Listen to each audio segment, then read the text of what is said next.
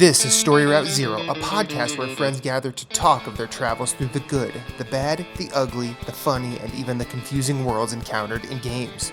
We may not always know where we're going, but that's often half the fun.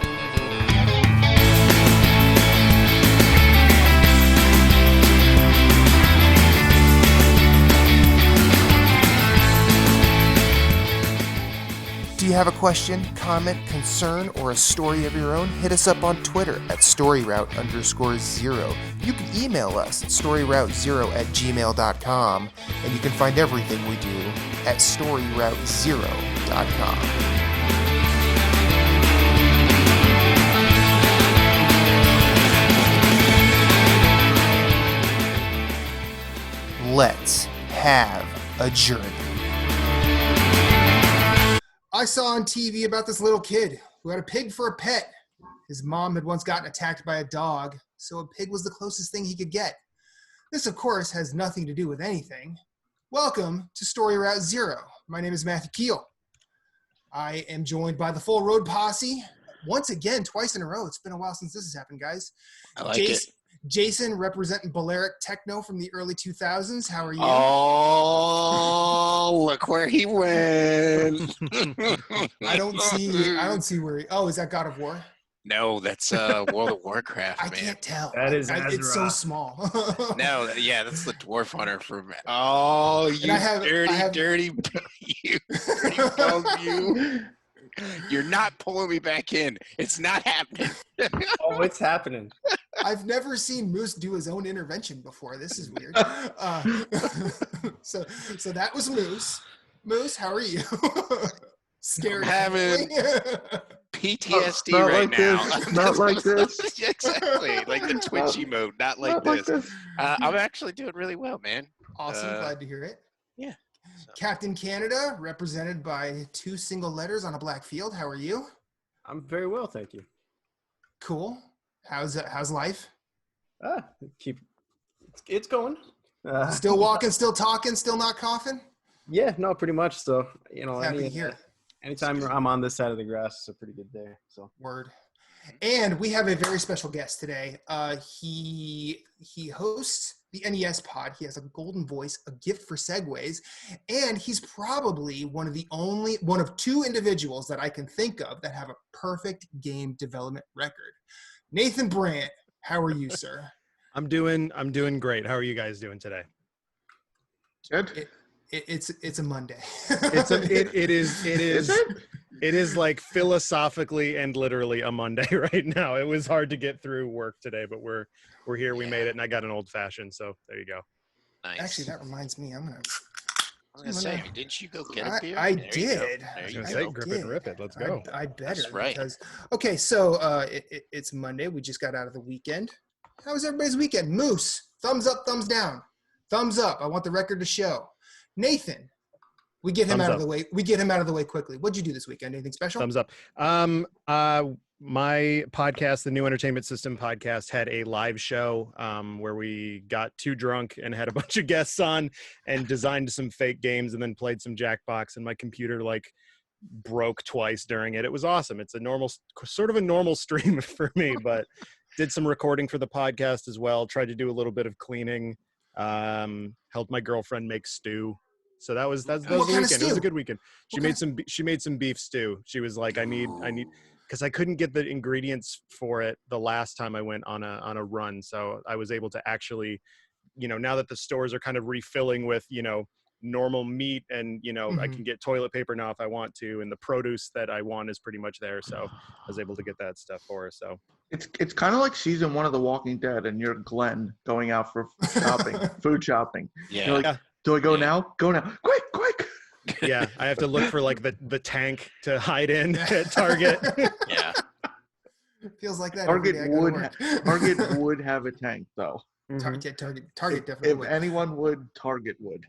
Yeah. So not to dwell on it, but you got me stew curious now. So what's in it? Do you guys do beef, onions, carrots, potatoes, or? So it was just simple stuff. So it's just carrots, potatoes, beef, the various spices and stuff like Sure. that.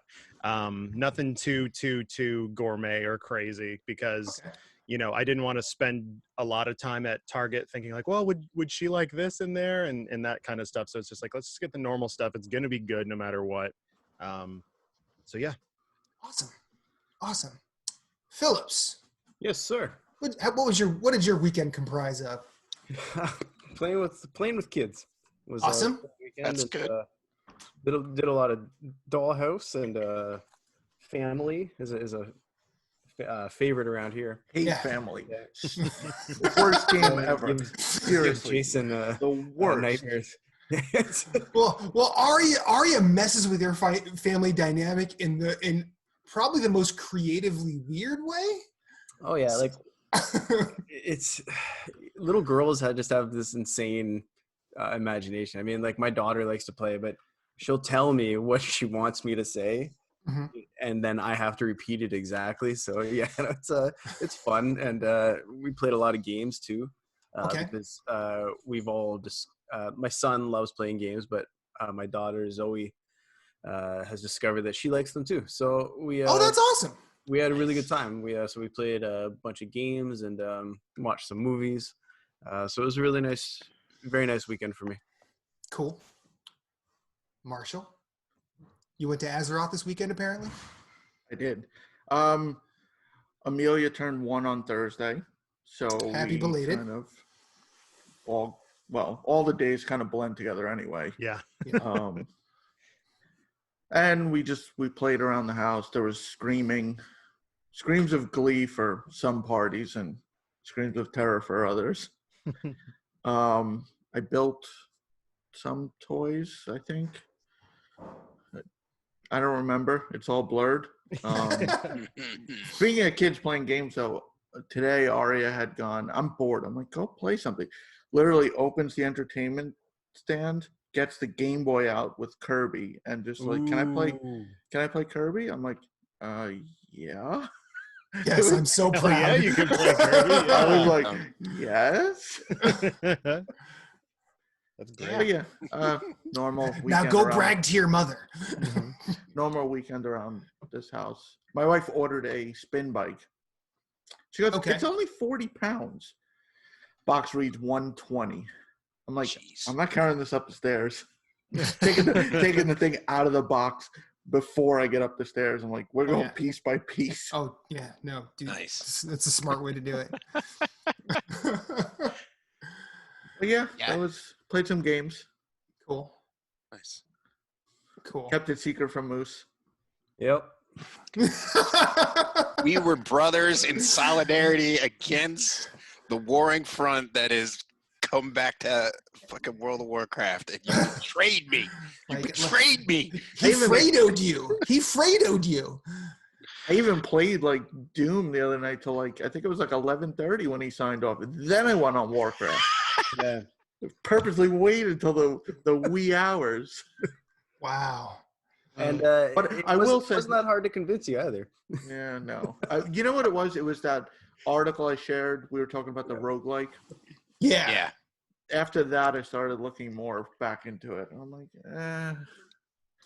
Well, as someone who's never played WoW, I saw that article. I'm like, man, I kind of want to play WoW now. I will say, though, I was disappointed in one of Moose's choice of games that he'll discuss this week because generally Saturday morning when the girls go for nap time, I get to play during the day, and Moose is always online for a party. And he goes, oh, the girls are napping? Moose was nowhere to be found because he wasn't on the PlayStation.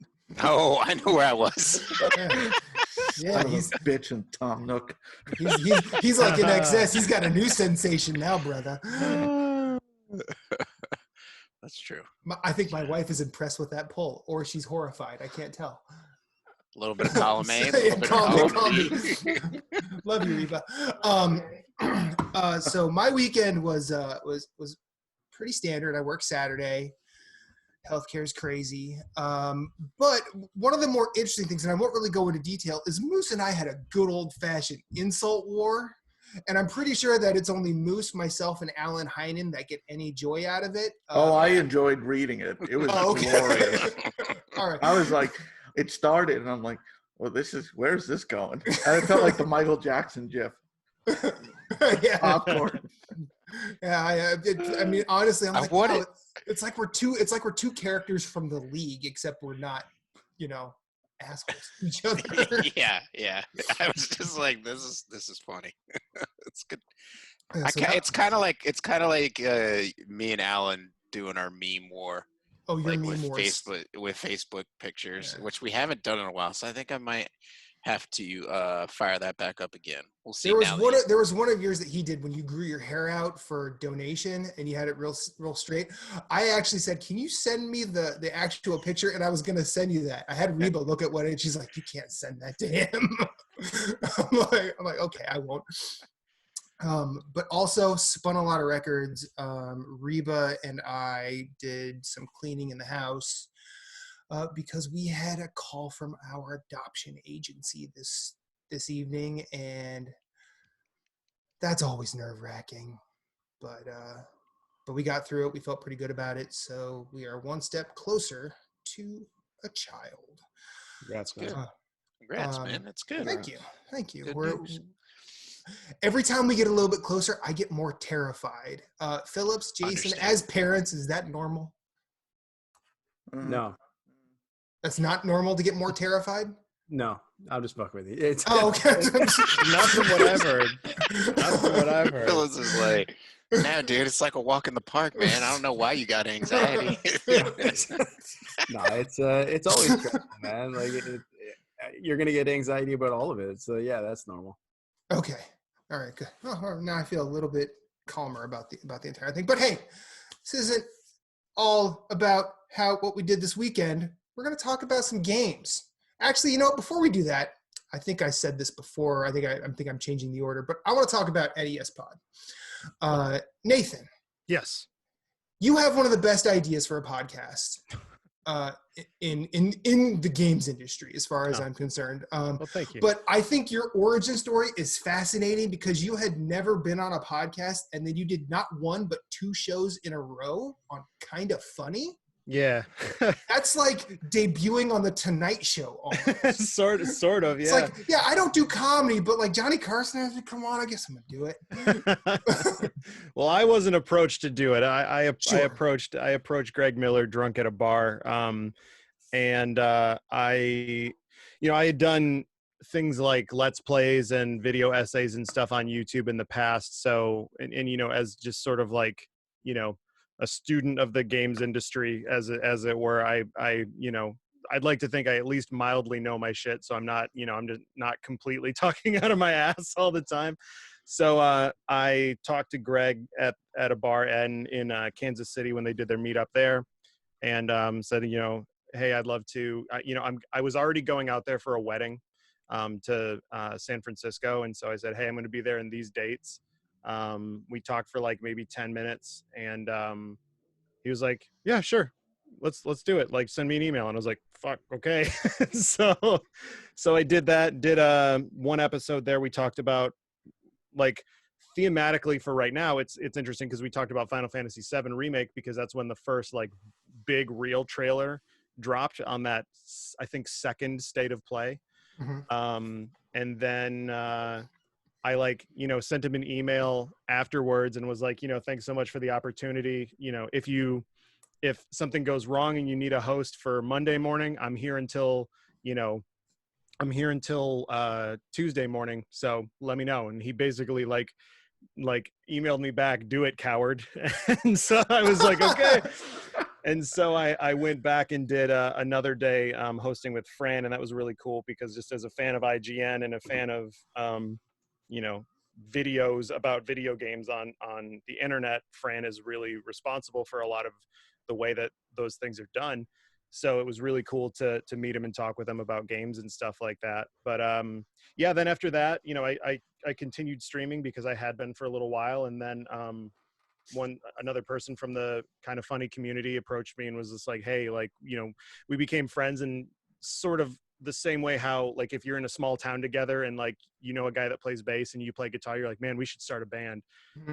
People that own together. Yeah, exactly. People that own, Yeti microphones, they're like, we should start a podcast, So I was thinking, what should I what would we want to do? What would I want to do? And I was like, I know so many people that are already killing it in the space with like games news stuff and games criticism stuff. And so I was like, I love talking about video games, but I don't want to like one step on any toes of anybody else that's already out there. It'd be like, well, no, listen to my show instead of your show or whatever. Right. Exactly. But also I was just like, there is like, I don't want to contribute to what people could perceive as noise of just like another podcast. That's not how I see anybody's podcast, by the way. That's just how, I'm overcritical about everything. Right. Sure. And so I was like, well, what if we talked about like games that don't exist, or what if we talked about like what our ideal game would be or something like that? And then I was like, well, how would we, have ideas every week to come up with? And then instead of making it like bi-weekly or monthly or whatever, I was like, well, what if I make like in Google Sheets, I make like a bot that randomizes words to put together like prompts, almost like if you're like an improv troupe and you say like, I need suggestions from the audience, and they're like DMV or whatever, that sort of thing, but for video games. And so I got 100 subjects, 100 styles, and 100 twists, and put them together to make like a total of initially what seems now to be a small number of 1 million different combinations of games. And so we started this podcast called the New Entertainment System Podcast, and the New Entertainment System is the name of the robot that I made, right? So we make, it'll spit out things like a Marvel dating sim that's open world or something like that, and we talk about what that would be, or like a Contra cooking game, or like that'd be cool. Yeah, that was one of them. It got real gross because it's a bunch of aliens in that game, right? Yeah, that's true. That's true. We did a Mario Kart dating sim on this one. We called it Speed it's Date, real good. which was pretty cool. Just the way I didn't I forgot the guest's first name. Zach. I was gonna say Chris Riem. I'm like, no, he's from Campo Santo. That's okay. Yeah. But the way he leaned into like switching over, dealing with cars for Mario Kart, but like, hey, we're gonna make this about dating. Yeah. Like, Shy Guy is definitely reliable. He has high reliability stats, but Toad is a fuck boy. Like, I'm like, yes. Toad would be a fuck boy. Yeah.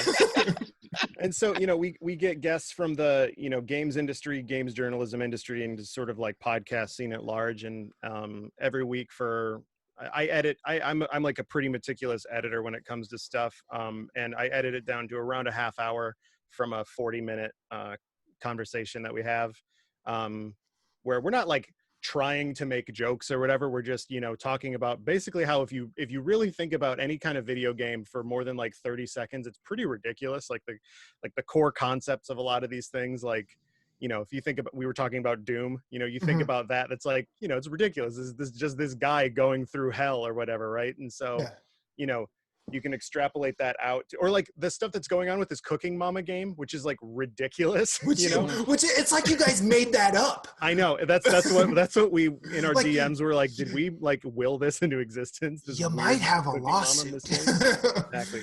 Jason works at a law firm. Look into this. Yeah. So every week, every Monday for about a half hour, we talk with somebody about just, we make up a game and what it could be. And sometimes I'd say probably half the time it's like a goofy idea that we're trying to make funny, but then sometimes it's like, what would an open world Guitar Hero game be like? And, plotting out your tour and worrying about, if it's like Oregon Trail, but for Guitar Hero, right? Like that would be kind of cool actually. So yeah, that's that's kind of my entire origin story, leading up to, I don't know, my new 52 run here of my life. But shut it down. Yeah, exactly. Yep. No, a favorite of mine was submitted by the editor-in-chief of Uppercut Crit, the Viva Pinata Met game.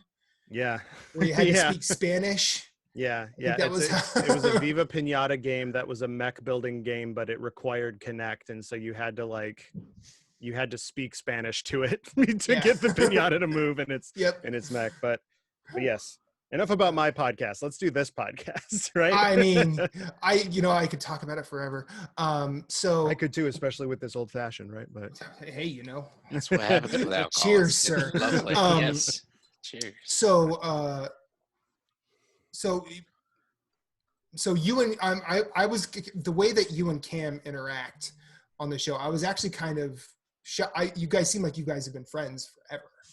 Yeah, not even a year yet. Not even a year yet. Yep. We've been aware of each other for over a year now, but sure. To say that we were friends didn't really happen until like late May, early June, I think. Oh wow! So we do hear that a lot, where it's like, oh, you guys probably know each other from childhood or whatever. It's like, nope.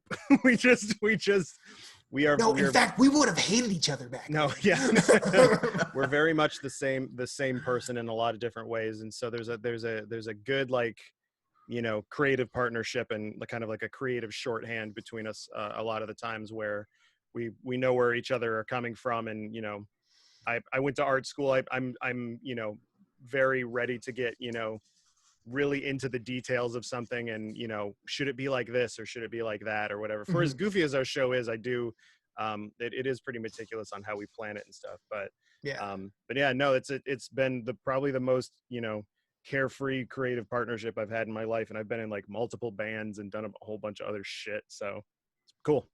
Yeah. Also, I just want to bring this up. I like Protest the Hero as well. I saw you tweeting about that. That was you. Yeah. That's another thing that comes out on my birthday. We were talking about how The Last of Us got moved to my birthday, and their new album comes out on my birthday as well. So. Mm-hmm. Okay, nice. So now we're gonna stay with you for a little bit. What have you been playing recently? Well, like probably 80% of people on Earth that play video games, I played Final Fantasy VII Remake and Animal Crossing a lot in the past month or so, and man, I've lost steam on Animal Crossing lately, but I am going to go back and since they added shrubs and they added like the art stuff, I'm ready to kind of start building that as well. Getting to the point where it's just like, yeah, you just pop on for like 15-20 minutes a day and do your dailies and then you're done, right? Yeah. But Final Fantasy VII Remake, I'm not gonna platinum it because I'm not doing that hard mode stuff for my own stuff, just because of the item use and that. I'm like, no, I'm not doing that.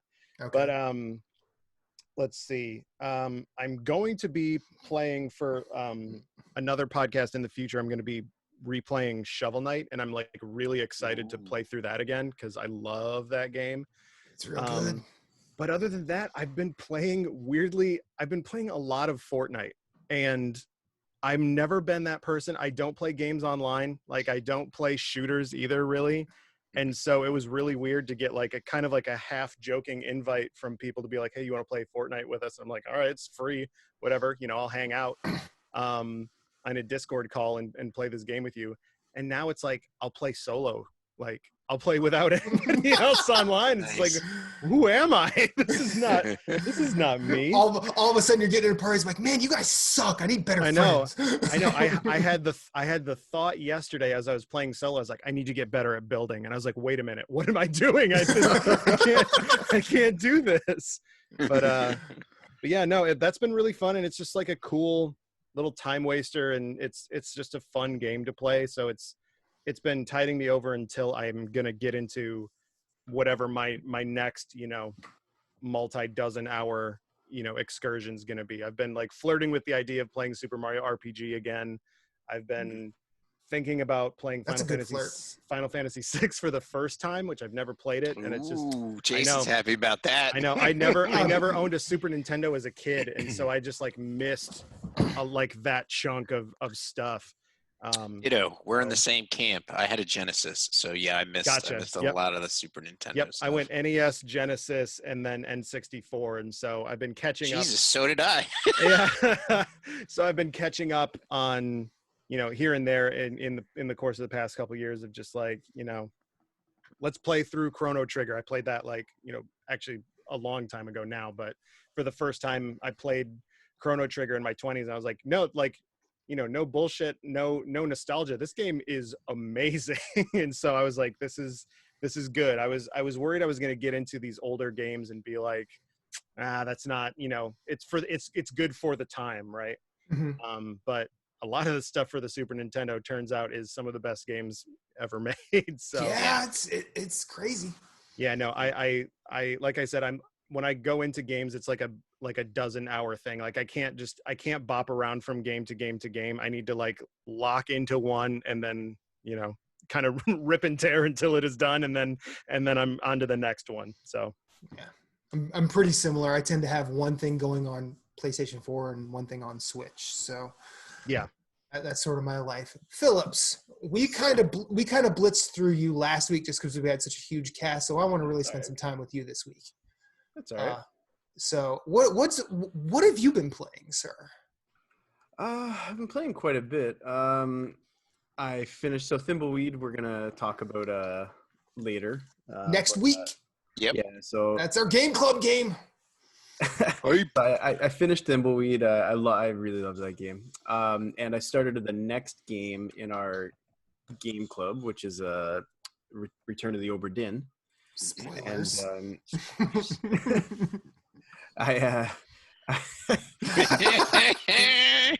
I really like that game, man. It's if you've played adventure games for a long time, like Thimbleweed is a new game, but it's very much made in the style of the old 80s and 90s adventure games. It's not new, right? And I think that's one of the things it celebrates. But Obra Dinn is a very new idea for me. I've never played a game like it, and I don't even really know how to describe it. Like, it's a very unique game, and I love that. That's why, like one of the things I was excited for Death Stranding, which I've never played. I didn't know what the hell it was. And I appreciate when the game is at least trying something new, because, I've been playing games for a long time. So Obra Dinn is giving me that experience right now. And the one I've been playing the most is the new XCOM, which just came out. Oh, and please tell me that about was like Chimera what? Squad. Was that Friday? XCOM Chimera Squad. Yeah, it came out Friday. Okay. $10. And it's almost as if someone at 2K was like, what if we made like a very non-serious buddy cop XCOM game and put it out for, it's $20, but they that sounds so made good. it half price. Yeah, there's a deal going on for like the first 2-3 weeks it's out or something like that. I think till May 1st or so. Yeah. So first week. It has a lot of humor. It's very kind of light toned, even though it's dealing with a lot of like heavy themes. So it takes place 5 years after XCOM 2, and you're basically policing the City 31. And the way that scenarios work, different from XCOM 2, is so your soldiers can't die. You have these unique characters. All of them have special abilities. If one of them dies in a mission's over. So you have to restart the mission. So that's a significant difference from XCOM 2, is that your soldiers can't die. Some people will like that. Some people won't. I think it's great. It's nice to play XCOM a little differently. And so I've been playing a ton of that. I like the way that, so when you start a mission, it's just like you're a SWAT team. You have to breach the room and you decide who's going in what order. Everyone can have different abilities and items. One of them can have a flashbang grenade, and I'm really enjoying the strategy in it. I'm just playing it on normal for my first playthrough, just so I can get used to it. I think it's got a good challenge. The story's really cool so far. It's very campy, but it's fun, and it's XCOM, and so I'm really, really enjoying that. I love the soldiers. There's lots of, if you take the time to listen, a lot of the soldiers have good banter between each other. And I always enjoy those small things that developers put in games that 99% of people probably skip or ignore or don't notice. But I appreciate that, like just those little things that give a little character to the characters. And before you move on, I just wanted to ask. So when I found out that this new XCOM it's not like customizable soldiers. Yeah. And death is sort of a fail state for the mission, but there's no permadeath, right? There's no permadeath, no. So is that kind of like playing the same very good strategy game, but without the tension headache that comes with XCOM? No, because okay, it's less stressful than XCOM. It's definitely less stressful than XCOM because with XCOM, it's also less in depth than regular XCOM, right? Right. XCOM 2 is like the full package. This is definitely like a DLC, right? And it's priced accordingly. Okay. So while it removes the stress of losing like your favorite soldier, you still have to finish the mission. So if your character bleeds out, so you can have a character and each mission might have different phases, and the phases are rooms. So once you clear one room, you might have to go to another one. If one of your soldiers gets downed to the point that they can't be revived in the mission, you can have an android drop in for them. And the android has no abilities, but they're expendable. Kind of. You have to repurchase them. Sounds very robot exploitation, but okay. I like it though. When I play, sounds like Zap Brannigan from Futurama. I will just send wave after wave of my own men into battle. So it removes the stress, yes, of losing your soldiers, but it's stressful when you're trying to get through the mission. And there's a couple I've had to replay several times because I kept getting to a choke point where I would always lose somebody or whatnot. And so it's stressful finishing the missions. But yes, you're right. There's no stress of losing my soldier for good. There's no permadeath. And so, as I said, I prefer XCOM 2 and XCOM 1 to this, but I really enjoy this. I'm glad it exists. It's nice to be in a position where you don't have to pick between one of them.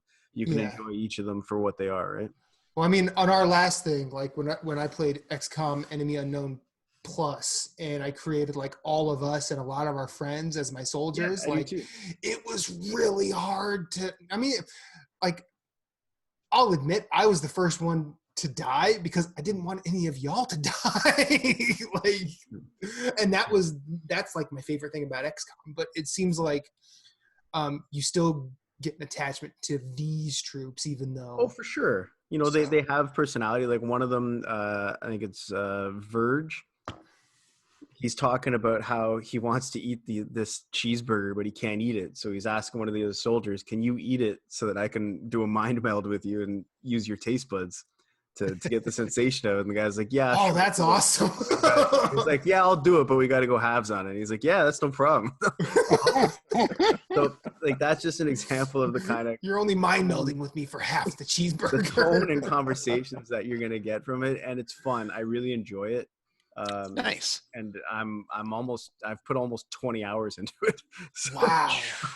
I really like it. And I wanted to ask, is it supposed to be the typical length of an XCOM game, like XCOM 2, or is it kind of like more of like a smaller it's meal? Shorter, basically. Something happens at the beginning of the game, and you're gonna do your police investigation now. So there's 3 main groups that you investigate, and if you can get through the missions quite quickly, the game could probably be much shorter. I take my time with stuff. I'm really slow with games. I'm like, I look in every corner. You're meticulous. Yeah, there's no shame. Nothing wrong with that. Yeah. So I take my time. Well, just because developers work hard on games, and I appreciate the work they do. So I like to just take my time with it and enjoy it. So I couldn't believe when they kind of stealth announced it, and maybe a week before they said, new XCOM game next week, $10. It's only out on Steam right now. It's for sure coming to consoles. Because the XCOM 2 is also PC only at first. Yeah. So I'm excited for it to come to PS4 so we can talk about it. But I think Enemy Unknown was PC first, and then it came to consoles as well. I don't remember for sure because that one was on PS. That was the PS3. I don't know if it was day and date with PC though. XCOM 2 was PC only when it first came out, and then eventually the console ports came out. Sure. I love XCOM though, man. I even had the Vita version, and that version was horrible. See, I love that version. But I think I loved it because like I could, play it on overnights at the hospital. Like I love doing that. So Yeah, and it was nice for that. It was a handheld version of XCOM, so it wasn't enemy unknown, but it was what it was. Yeah. Anything else? Lots of Warcraft. Sweet. Yeah, lots of Warcraft with How are the priests? co-host. No, I play Overwatch with him. Oh, okay. Wait, what? Last week there was a statement. Some of the priests I play. Yeah, one of the priests I play Warcraft with. Yes, but he's actually gone to the dark side. He's been playing Fallout 76 lately. Yeah, he said it's like an abusive relationship. We excommunicated him. Oh, okay. All right. That's terrible. I mean, I feel like it's a bit brash, but okay. I'm just joking. That was just to get to Mr. Marshall. Yeah, no, that's all I've been playing. Okay, so Jason, Captain Canada has Godfather 3'd you back into Warcraft. He did. How do you plan to infect Moose? I just keep talking about it slowly and just memes and look at the gear I got. Now, do you think the lure of Azeroth is the salve that will cure the Bloodborne / Division 2 rash that Moose has? It's tough. So I will say, and yes, Moose, I know you're right there. I know you can hear me.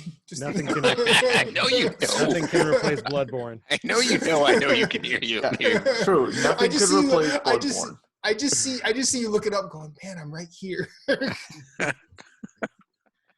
Anyway, continue, Jason. So, retail Warcraft, it's different. It's like me and you, Moose, ended around the beginning of Pandaria, right? Yeah, that's you're 8 correct. years. That is. I looked at my achievements. That's 8 years ago. Yeah, it is 8 years ago. There's stuff in this game. You're like, well, first off, I zoned it. I texted Matt. I'm like, how do I get to Iron Forge again? The portal's gone. The portal's missing. I was like, what do I do here? There's a lot of stat squishes. You open this conversation like a drug dealer. You know that? Yeah. Mm-hmm. That was 8 years ago. I got stuff that could blow your mind now. Yeah. No, I really wanted to experience Classic more than the retail game. But with the subscription, you get both. And I have existing characters, so I figured I'll just check it out. Matt was able to solo the Mr. Pandaria raids. Like, he was literally 3-shotting bosses. It wasn't, difficult. It's so I was like, he was like you in Borderlands. Yeah, kind of. Yeah. But Classic's fun. It's definitely a trip down memory lane. Doesn't have the modern, it's like you're using old tech, not Super Nintendo games that still hold up. Like, you're playing Classic and you're like, why can't I do? Oh, they didn't have it in this game. Yeah. You're looking stuff. You're like, oh, this is so difficult. I thought they did this. Oh, they didn't do it yet. I feel like there's probably an analog to playing games like, modern adventure games like Gone Home, Edith Finch, Aether 1, Vanishing of Ethan Carter, but then looking at, Maniac Mansion, Day of the Tentacle, Thimbleweed Park, and you just see the aged interface that's there. Mm-hmm. Mm-hmm. Is that kind of appropriate, maybe? Yeah, in ways. I mean, the basic interface is still the same. They've just made more it'll auto turn in, or it'll click this. You have to manually do some certain things. I think I played a hunter as long as I've been away from Warcraft, so about 8 years. And I don't know, Moose, do you remember hunters used to have a dead zone? You had to be 8 yards away. I loaded it up and I'm like, why can't I shoot my gun? I'm meleeing. I'm like, oh God, how long am I going to hack away at this damn boar? Yeah. Oh yeah. You got to get about that. you got to get far enough away to actually shoot it. When we started Classic, I was playing with my friend, and I was I play a warrior, so I'm pulling the mob right up to him, and he's like yelling at me. He's like, "Get the fucking thing away from me! There's the dead zone." I was like, "What dead zone, man? What are you talking about? They got rid of that a long time ago." I was like, "Oh yeah, this is a long time ago." This is a long time ago. Oh wait, this is like when it came out. You had your Doc Brown, Marty McFly moment. Here we are in the 50s. Yeah, so there's a lot of that. So for now, I only paid for 1 month, so we'll see. I haven't decided. It's gonna roll into more than 1 month because he's a fucking addict. Well, No. I didn't know. I was how telling much of Matt. an addict he You is. can quit whenever you want, though, right? Yeah, that's what I say about Bloodborne. Yeah. Thank you so much for saying it, Nathan. Thank you so much. I'm right there with you. I didn't know how much of an addict that Jason was in the game. Like when he's telling me, because I've been playing this game for 15 years, and I do achievement hunt, but not a lot. So he was like, "Yeah, I've got 12,000 achievements." He's like, "You haven't played for 8 years? I've only got like 9,000. I've been playing for 15. So like, you must have gone ham on the game when you played." Like, so I get why it's a little intimidating. Like I was like that for Classic, but now I only play it for fun. And I just casually, I'm in a hardcore raiding guild, but I usually just do pug raids because it's less stressful. I haven't pulled the trigger on Shadowlands, so if anything, I probably would do another month, stick with Classic. I haven't decided if I want to buy the expansion, because I'm actually 3 expansion. It doesn't even matter though, because I kind of compressed everything. But I think this would be 3 expansions behind. So at the very least, I would continue just to play Classic and Classic doesn't have achievements. No, so you can Which is good. You can just relax. No daily quest.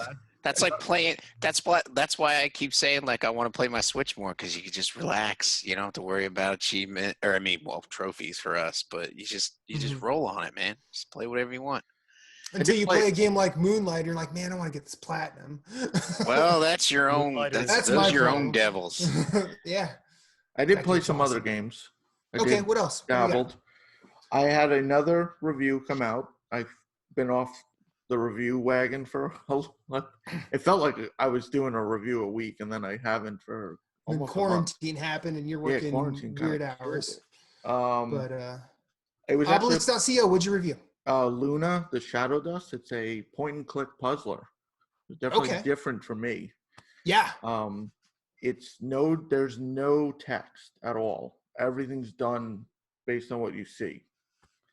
It's the puzzles you have to figure out based on the murals in the room. Each room's a different puzzle, and you have to figure out with no direction at all. Which, as it sounds, could be good, could be bad. I think it depends on how much you want to get out of it. With no direction at all, there were puzzles I had to look up online, because it's like you're looking at this, you're like staring at the screen. You're like, I don't know what to do. But in those early stages, there's like an intuition to it, right? Yeah, where they're kind of leading you. And if you kind of think outside the box like it intends, you can figure them out. Because a lot of the puzzles, if you look up the solution as it happens, you're like, oh yeah, okay, because they're not completely off the wall. But yep. So that's up on obelisk.co. I broke out the Vita. Had to give it some love. After our RPG talk. Speaking of abusive relation, no, I'm kidding. after our RPG discussion last week, I was like, I want to play an RPG on my Vita. I saw what you were playing. I started up Rainbow Moon. Yeah. How you liking that? I've played that, and I like it. It's definitely a slow burn. Slow. Like, I'm about 4 hours in, and I'm only level 6. This isn't one of those. I've bought that game everywhere it's come out, but never actually started it because I am so fascinated by it. I want to play it. I believe it is full crossplay. It is, yes. 4, 3, and Vita. It is. I'm enjoying it. I like the turn-based combat, the exploration. It has that Chrono Trigger type. You don't get into combat unless you want to. You can kind of avoid the enemies if you see, unless you have to go through them, but like you could see what you're about to face. What else did I play? New DLC, new content rather, for Borderlands 3, so I jumped back in for a bit. Got the cartel? With the cartel, I got a Mayhem 10 kill of Grave Ward. So Mayhem 10, if you're not familiar with the Mayhem, it increases their health, their damage, but it also increases the loot. At Mayhem 10, the enemies have 12,500% more health. Oof. Yeah, 12,500%. That is unfathomable mathematics, my friend. The Grave Ward fight took me 25 minutes to kill. Granted, I'm on Mayhem, I'd say 4 gear, because that's what it was before.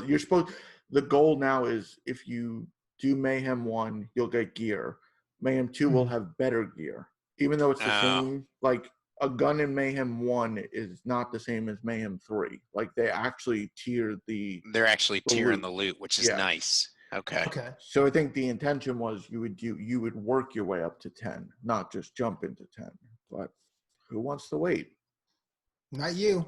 Nope.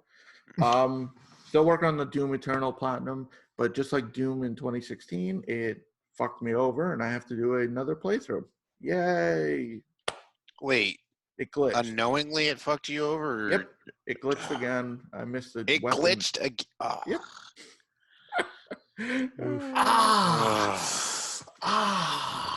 Just Bethesda.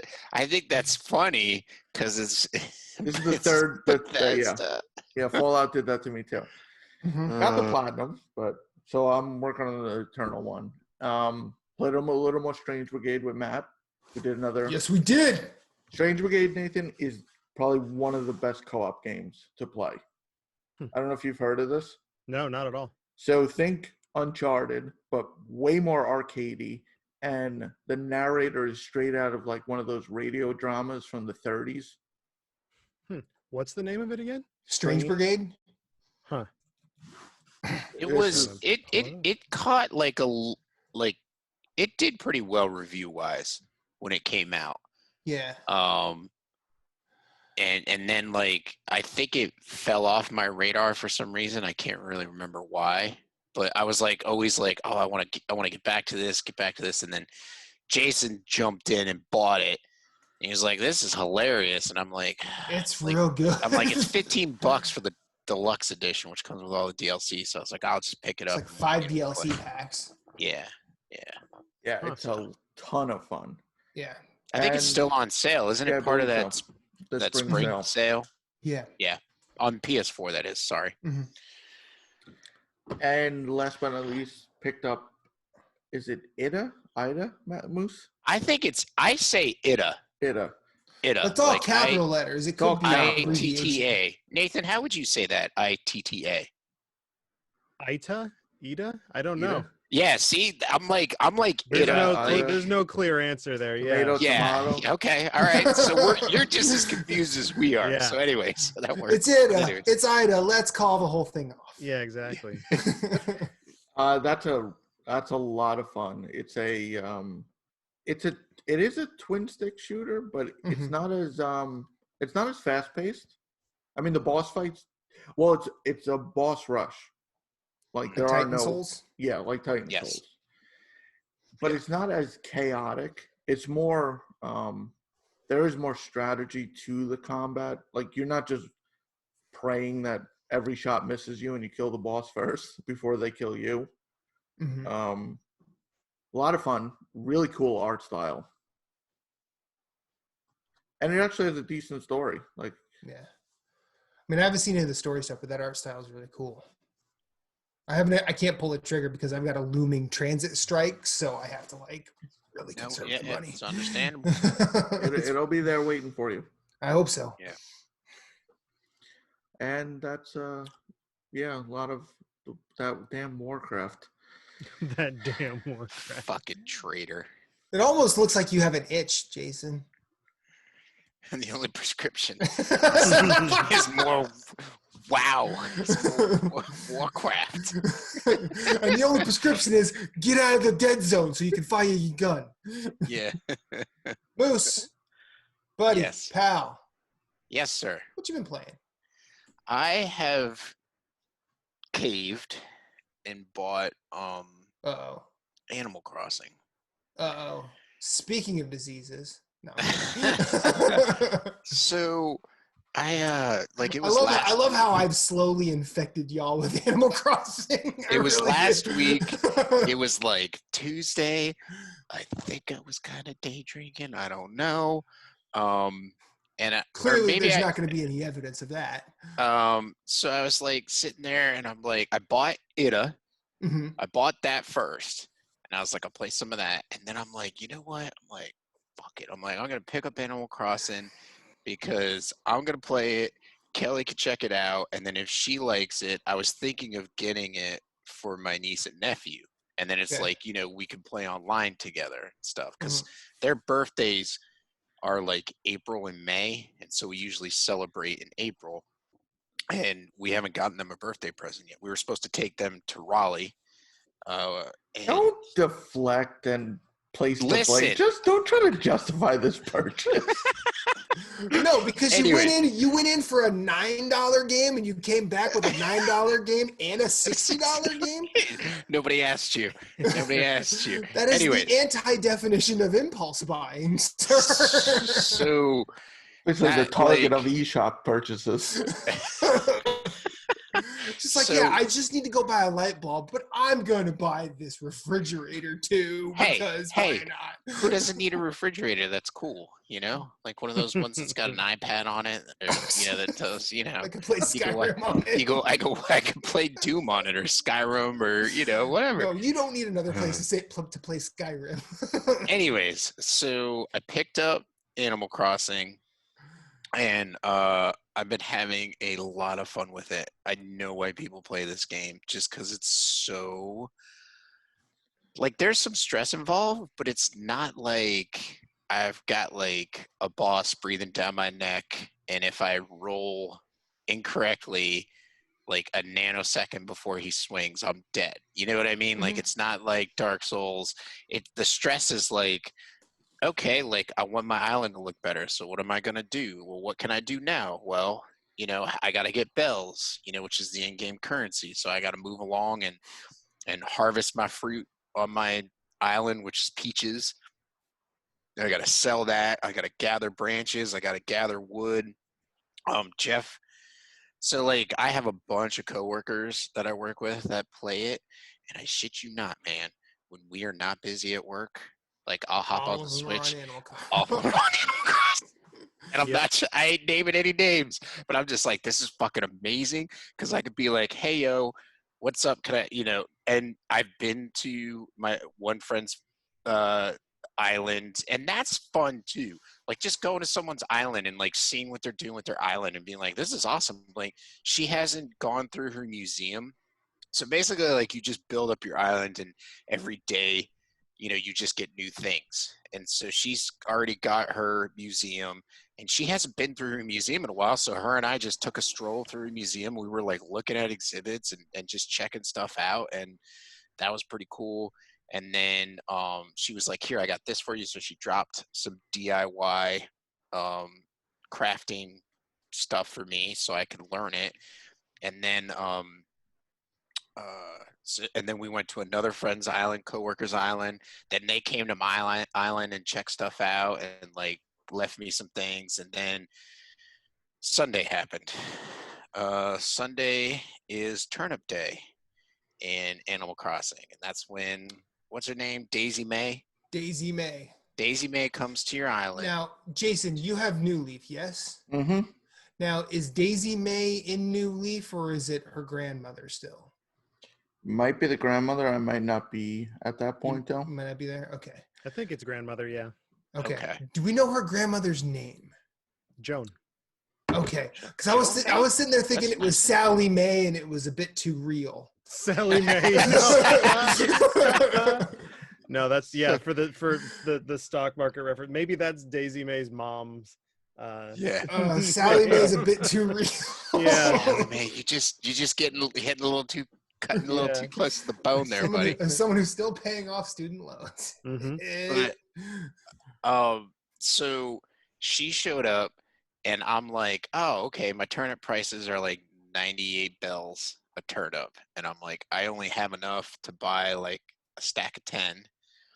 And then I'm like running around island and I'm like gathering stuff, trying to get more money to buy from her. And I was talking to Jeff, our buddy Jeff, and he's like, yeah, you could buy from her like all day. Mm-hmm.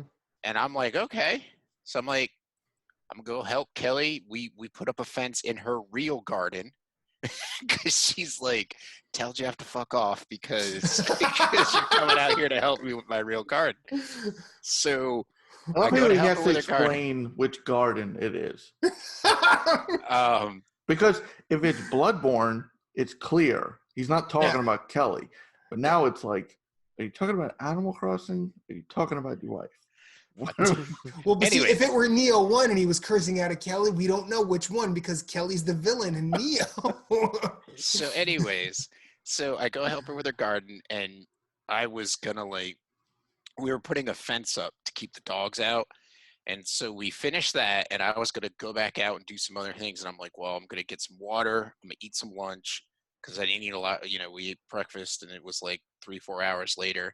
So I'm checking my messages, and my friend from work was like, hey, you know, we were talking. She's like, what's the prices of your turnips on your island? And I'm like, they're 98 bells. She's like, what? She's like, I'm coming over for some Can I come over for some turnips? And I'm like, well, can we do it later? Because I got to finish, you know, doing whatever I'm doing. And she's like, well, apparently Daisy May leaves at noon your time. It's I think not the all price that. changes at noon. No, it's no, not. she leaves at noon, and that's why I never do it because I'm always like, she's gone, dude.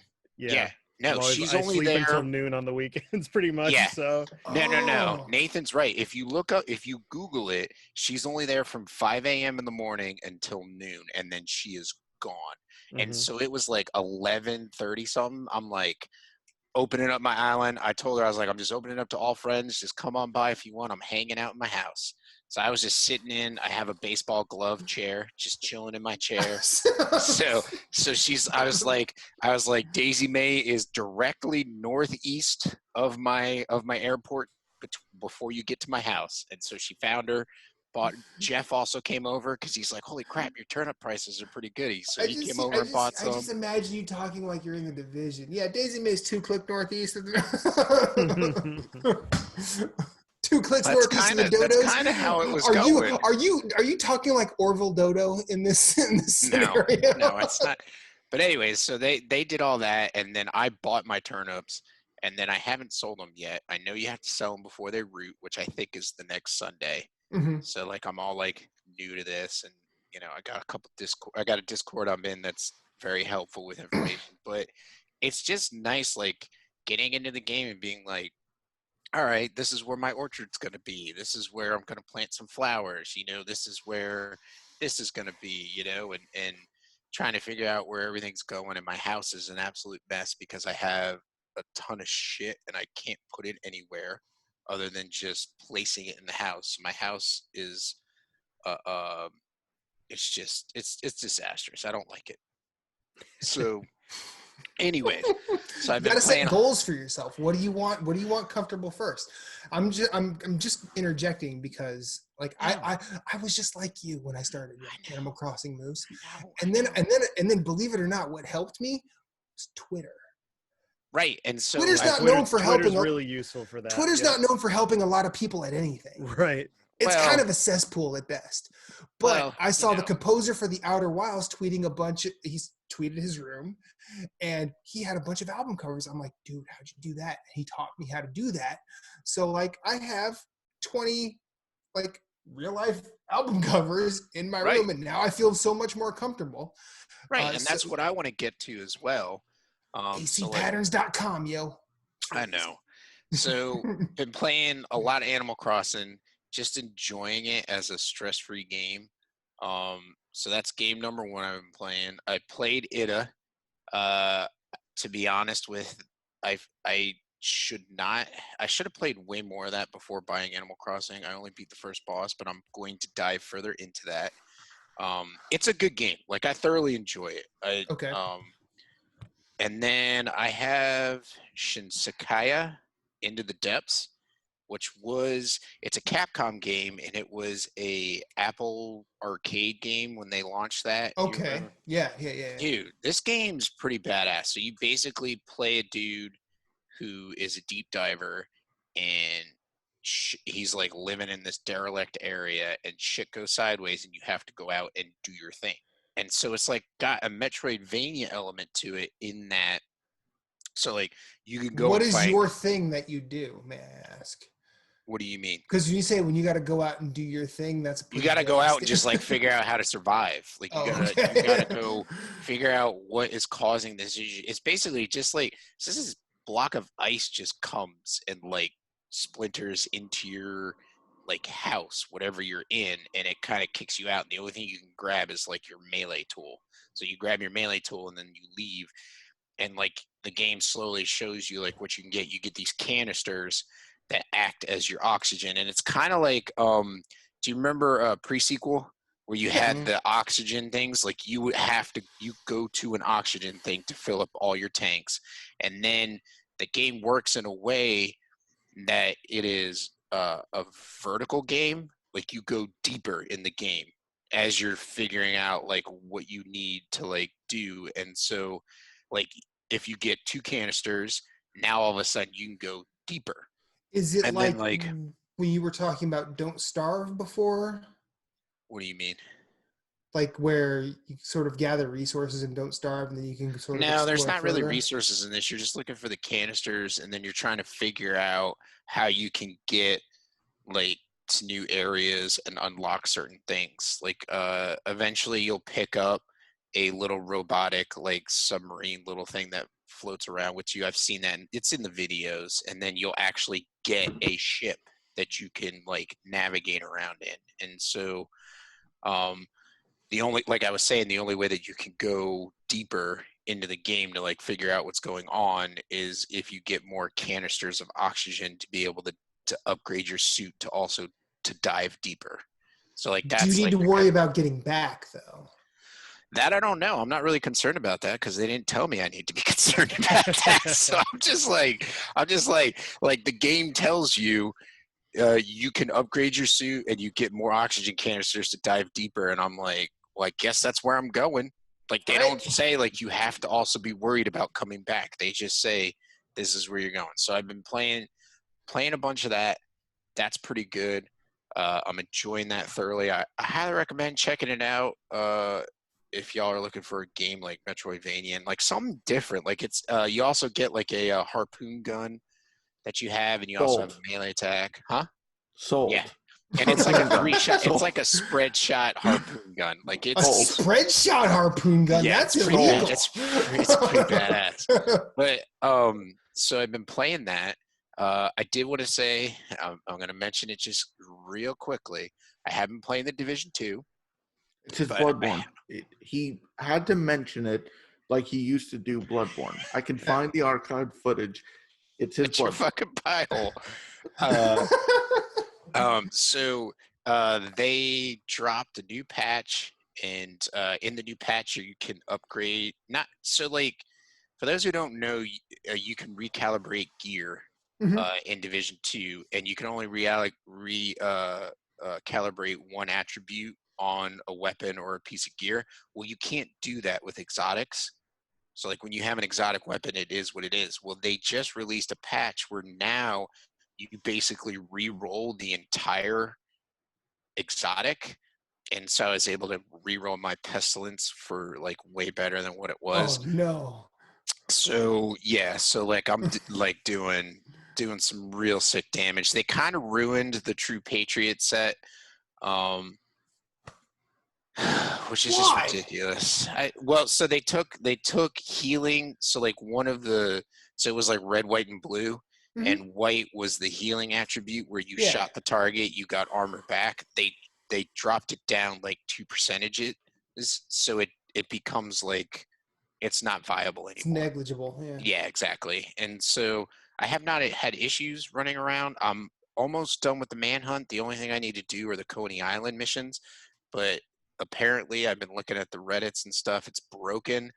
There are laser turrets in the game, and you basically have to shoot these panels on their junction boxes, and then that will stop the turrets from shooting at you. The panels don't exist in the missions anymore. So basically you have to fight everybody in the game in that area with the laser turrets on at all times. So you can't even take away that damage. So I'm like, I don't know if I'm going to go do that right now. So I'm going to see if they fix it. If they don't, maybe I'll try and like suffer through to finish the manhunt.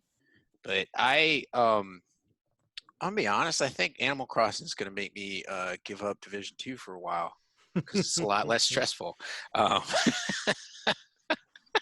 So I'm feeling better about. I feel better about this every week because the couple of weeks I was talking about Animal Crossing, and for full disclosure, that goddamn horror show of a bunny is what pushed me away. I thought she was cool. What, Zipper? Oh no. Oh no, never mind. That's not Oh no, Zipper's creepy in New Leaf too. Zipper T Rabbit? No. Can we talk about how this is a very adult game wrapped in some candy? Oh, for sure. Accessible coding. Oh, like man. I found a bird or whatever on my beach, and he was talking about taking hallucinogens, and I'm like, wait, what? Oh, Gulliver? Oh yeah, Gulliver. Yeah, Gulliver shows up and he's very fucked up. Yeah, it's not just from. Excuse me. Yeah, he's like a drunk sailor kind of a thing. Kind of. Yeah. He's like a drunk sailor crossed with Johnny Depp's character from Fear and Loathing in Las Vegas. Yeah, that's true. Yeah.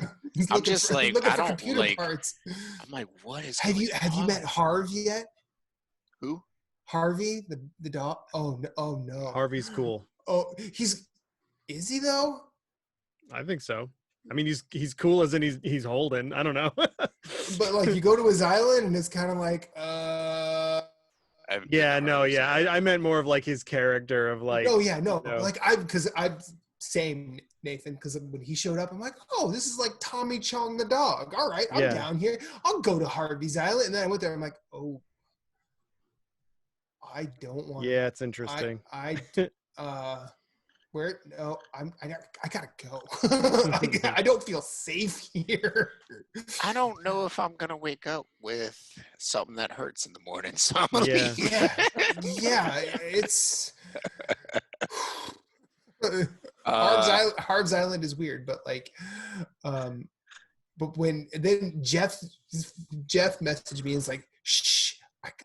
Crossing. He doesn't need to do that. Ain't nobody.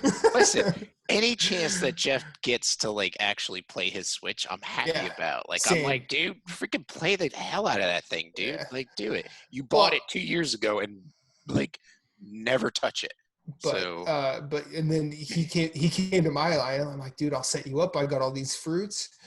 And because I had every fruit at the time, I got him some bamboo. I sent him on his way. And then the bunny thing happened, and I haven't been back since. I keep wanting to go back, but it's all better now. And I mean, I know. Oh yeah, the bunny thing. But see, the problem. See, and I don't want to go into my problems just yet, but we'll get there.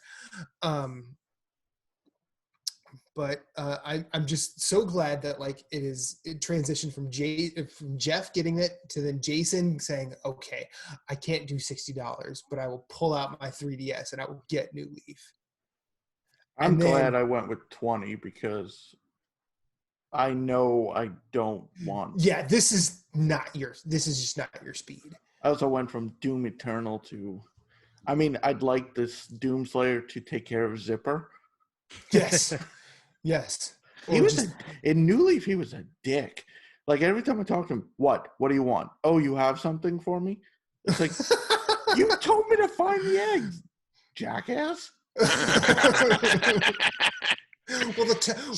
And Nathan, I'm just asking because I'm guessing you're probably more experienced with the franchise because this was my first. This is my first one. My girlfriend is like a pro though, so I know all about a lot of the other ones. And like if you can't tell behind me, I'm an amiibo collector too. So I have a lot of the cards, and I have all of the other ones. So I know who who pretty much everybody is. So okay, so you understand like how the tone. You probably have some sort of frame of reference for the tone of Animal Crossing changing over time, because like I've heard like on Giant Bomb and various other outlets where like if you got stung, like nobody in the village wanted to have anything to do with you.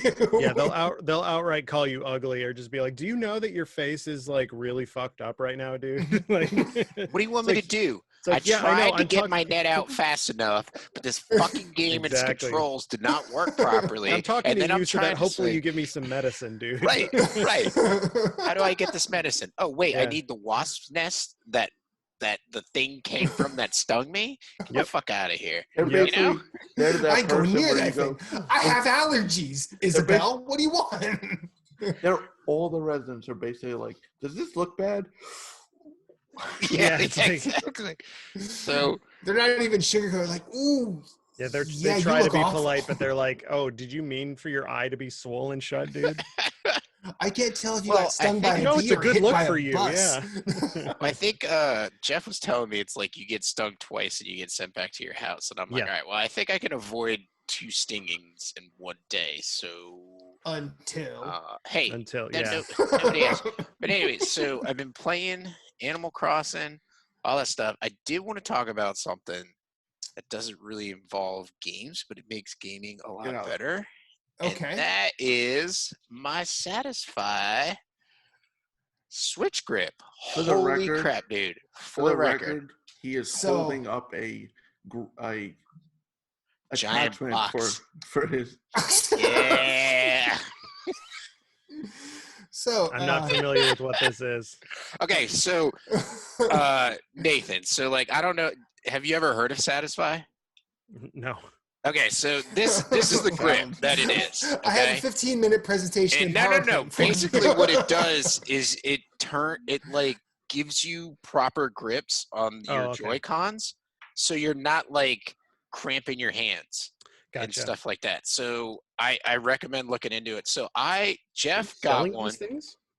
I'm not selling these things. I wish I was. Jesus Christ. I wish I was, man. Because you're like a Cutco salesman for it. God, no. Because I hate the right Joy-Con. You guys know I have lamented on how shitty the right Joy-Con is. You have not lamented at all. You have gone straight. You know what? If you want to go that route, wrath on that Joy-Con. Okay, there's no lamenting. All right. I hate that Joy-Con because it cramps my thumb so much, but this grip just like it's so awesome. It makes holding the Nintendo Switch just so much more comfortable. Gotcha. I play on TV pretty much exclusively, so I've got a Pro controller, so it's not. Oh, the Pro controller is nice. It's pretty nice. I got some complaints about the Pro controller that I feel like nobody else brings up, but let's talk about it. What you got, man? Yeah, come on, let's talk about this. Please tell. Let's have this. I'm here. The D-pad sucks ass on that thing. Thank you. If you're playing Tetris 99 on it, you fuck up so much because it's like, oh, you pressed up, I'm gonna make this go immediately all the way down. Exactly. Like, no, I pressed left on it actually. And I don't know. I just feel like I miss the GameCube triggers, and like if you know me personally, this is a thing I talk about all the time is how much I love the GameCube controller, but the Switch having just like the digital buttons of just like you're either pressing it or you aren't. There's no like trigger like on like an Xbox One, or even a PS4 DualShock. Yeah. So it's just like it just doesn't feel good to hold, and like it's like $80 too or whatever. It's just like.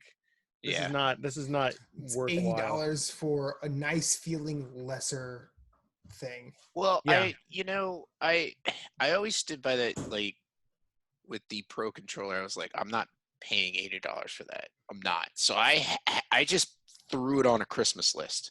Yeah. So like I bought the Switch in 2017 with some overtime money. So like the same year it came out, that was 2017, right? Yeah.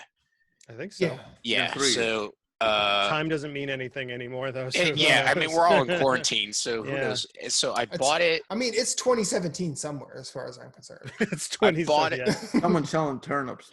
They're selling turnips for like $1,200, and I'm not there right now, and I'm extremely pissed. But anyways, so I bought it, and I was like, oh, I hear the Pro Controller is really good. Now, the reason I wanted to play docked is because I hate the right analog stick. And I bought a 8-bit Do SF30 Pro Controller, which is like a Super Nintendo controller, but it's got 2 shoulder buttons and analog sticks, and that thing's freaking amazing. Mm-hmm. But my parents got me a Pro Controller for Christmas, and it is, if you're not paying for it and you could get one, or even if you can get one on sale, they are awesome. Yeah, like, they're worth it. It's just, I just am like bitter about the GameCube controller being done so dirty. But it's extremely comfortable. Yeah. I even though I love my PlayStation 4, I'm a PlayStation fan, I love playing with the Pro Controller because it just fits your hand. The ergonomics are pretty good on it. Yeah, it's just solid. But anyways, and the buttons are pretty big too. I like that. I don't know if they're bigger or smaller than the PS4s. I'm literally checking it out right now. Hey, you know, for record, science, we should do this. I think they are the exact same size, which is good. Those are bigger than the Xbox One ones. But yes, anyway. But I am with you on the GameCube controller. The GameCube controller is one of my favorites of all time. I recently did like an entire podcast with a guy about just like the GameCube. Like his podcast is just like, it's called One Big Topic, and it's just, you know, we'll talk about one thing for like, you know, an hour and a half. And I messaged him and I was just like, yo, let me know if you need me on for anything. He's like, what do you want to talk about? I was like, literally anything from like art to sociology to the GameCube. And he's like, let's do the GameCube. And I was like, all right, you asked for it. Here we go. So for like an hour and a half, it's just me being like, why don't they bring back the fucking trigger buttons? Well, I feel like the C stick was good. Exactly. I don't know. It depends. I mean, it was really only viable in No. The only motherfuckers that are making the GameCube controller viable, and the only reason it's lasted this long is because Smash players, stupid ass Smash Brothers. Yeah. That's the only reason why. Just think though, next time you complain about your controller, you're not a Steam controller. I had one of those, and I was like, oh, this is gonna be so cool. Like, you can, you know, every game is gonna have a setting for it. And then it turns out it like wasn't that supported by the community that well. And like it's an awesome idea, right? Mm-hmm. Like the Steam controller is so cool, and like the haptics in it are so awesome, and it's the ergonomics of it are really cool. But then you start playing it and you're like, this feels cheap, or like the it's just, ugh, it's kind of gross. Yeah, I was able. What was that? I was just saying, I got mine for $3. It was one of those deals they ran. Yeah, I think the shipping was more. Yeah, when we went to Scotland, Reba's best friend's boyfriend had a Steam controller, and I'm like, let me see that thing. I didn't get to play anything. Let me play with it a little bit. I was like, hey, Ewan, show me your controller. And he spoke to me with his deep Scottish accent, and I was like, talk to me all you want. But I feel like the Steam controller is a really cool thing, very much like Nathan said. But yeah, I didn't get to play anything with it, so I don't really know how it is in practice. We got off track, didn't we? Oh well. That's what podcasts do. It's my fault. Yeah. So I think we were still with you. Yes, Moose? I was done because I just wanted to say, like, if you're looking at sales pitch. I'm not making I'm just trying to help the people out there. You came to be a guest on a podcast, Nathan, but you got wrapped up in Moose's Ponzi scheme. Yeah, I know. I'm looking at the website. That cost you a 4-pack of Rainbow Dust. Done. You want to keep going? I can go all day, buddy. You mess with the moose, you get the horns. All right? I'll drink your entire fucking supply I got for you. All right? All right. That's fine. Say something about Bloodborne again. But now, to be fair, Nathan, his Bloodborne problem is my fault. So actually, all right. Yes, I don't think so, because I was playing Bloodborne before we met. My Dark Souls problem is your fault. Yes, but I can quote you, like when you actually came to Philly and met me for the first time in person. You're like, yeah, I don't know, man. I don't know if I want to do Bloodborne. This was 2015. Yes, it was. No, I never said that. I was playing it and enjoying it. Or maybe you said this in a party. You said something else. I never said that. Yeah, I never said, because I was having a good time with Bloodborne. And when I came to Philly, you were like, so I bought the special edition of Dark Souls 3, and it didn't arrive on time, so I went out and got a physical copy. Yeah. I will give you the physical copy of Dark Souls 3. I bought a digital that day because I have a problem. And then I gave you the physical one that I have. So you have like 3 versions? Give or take. Jesus Christ. Anyways. You Dark Souls people. You don't want to know my problems. I met him in Philly, and he was like, you can have my physical copy of Dark Souls 3 if we platinum Bloodborne and Dark Souls 3 together. And I said to you, so I could not have said, I don't know about this Bloodborne thing, because I said, yeah, I'm going to platinum. At some point, it might have been we were playing Helldivers. It might have been you were drunk off your ass, man. You don't know what the fuck you're talking about. We got drunk playing Helldivers, Moose. We really did. We did. Also, there's nothing wrong with owning 3 copies of a game. Dead Cells. That's true. That's true.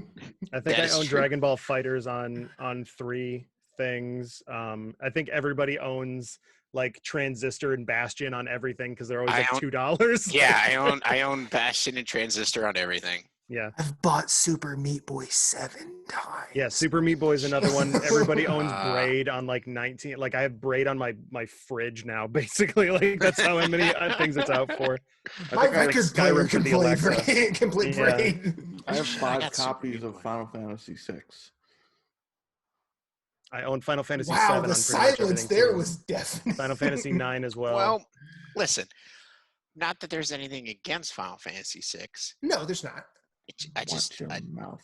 I am an asshole. I think Square's ports are so bad. That's why why I haven't played it, because like it's got this weird like smoothing effect, and like the text is like different. I want that like classic Final Fantasy feel, which is why like I have I don't have it within reach, but I have a Super Nintendo Classic, and that's the way I'm going to eventually play it, because it's like the actual ROM of the cartridge from back in the day, and that's how I'm going to play it. But yeah, man, it's like a shame. It's the same thing with Chrono Trigger, where it's like, all right, we ported Chrono Trigger over, and it's like, why does it look bad though? Why did you make it look bad? Why'd you make it suck? All you had to like look. Nintendo stole an emulator that somebody else made, and that's what they use on the Switch. Like their NES thing, like is an emulator somebody else made, and they're like, well, you emulated our stuff, so we can use it. I don't care. Just do that. Just grab an emulator. I was gonna say, if you play Final Fantasy VI, the 2 best versions are Game Boy Advance, then Super Nintendo. Yeah, and obviously the Game Boy Advance one, it's a little pricey if you don't own it. Right. Yeah. SNES Classic is probably your best bet. Yeah, I was like, I can, if I really wanted to, I could like pirate it and play it on my PC. But I'm not really like, I don't like when I'm sitting in this chair here in front of my computer, I don't want to be playing video games. That's me. I like to sit on the couch and play it. So I have a wireless controller for my SNES Classic, and I'm gonna one of these days I'm just gonna get a wild hair and just do it, right? But till then, it's just gonna sit there, and I just go, one day we'll do this. It's like that good bottle of wine. Yeah, like I'm gonna bust this out on a special occasion. Yeah. I have beers and I'm like, I have these barrel-aged stouts that I just want to drink. I'm like, no, it's not time yet. We're not there yet. Yeah. I plowed through my entire collection from January. But then, so Nathan, I did a no beer till birthday. My birthday is April 5th, and I started with January 1st, no beer.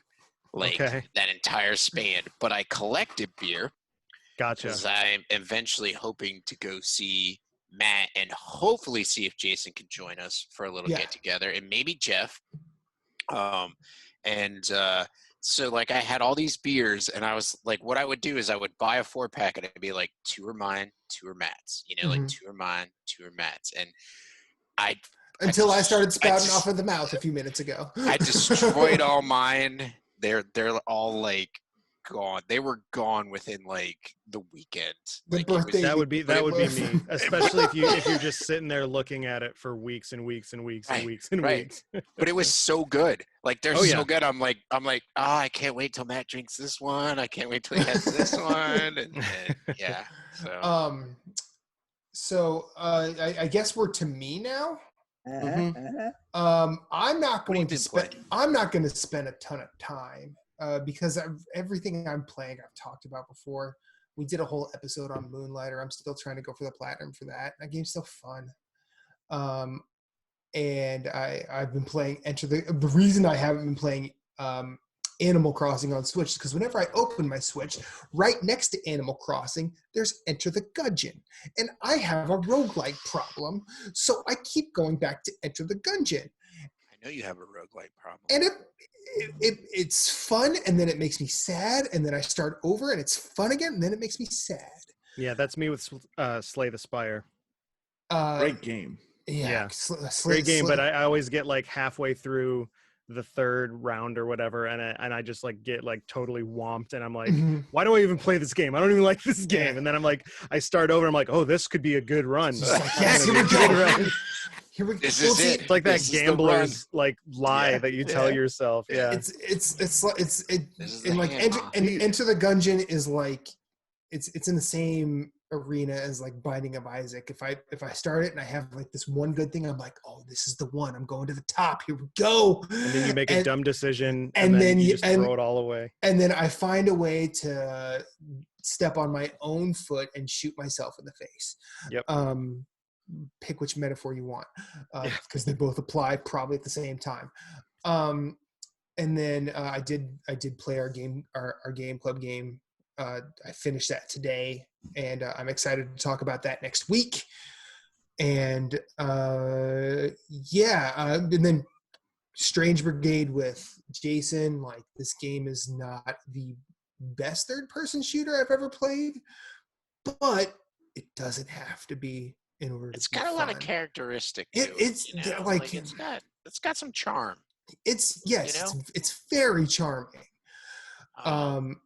It's the right kind of difficult, where like it's a game where like if it were, let's say all four of us were in a lobby playing, it's a game where we could probably each have a 6-pack at our side, and no matter how deep we are into said 6-pack, we'd still be having fun. Right. Yeah. Yeah. Because like me being, I'll hold my own hand up as the lightweight of the group. Like me being a lightweight, and when I die, like I'm stuck in a coffin, I'll just hit X and laugh at my character as it knocks on the coffin, going, "Hello, let me out!" And then someone comes over and knocks on the coffin, and I just come walking out like, "Hey!" And then the narrator's like, "How did you get stuck in that?" Because I died, bitch. That's why. Well, yes, but I don't. I think it's a rhetorical question. I know. I'm just throwing it out there. But this is I feel like it is oddly a fun party game. And at 15 for what is essentially a B tier game and 5 or 6 DLC packs. There's a lot of content, a lot of value. Yeah. And it's fun. I mean, I love the narrator's just extreme hate for cats. Hates cats, Nathan. He hates cats. I think I feel his hate. Yeah. I mean, not out of natural, like cats being natural, like just my household. So there's and the cats I live with. Yeah, there's cat idols.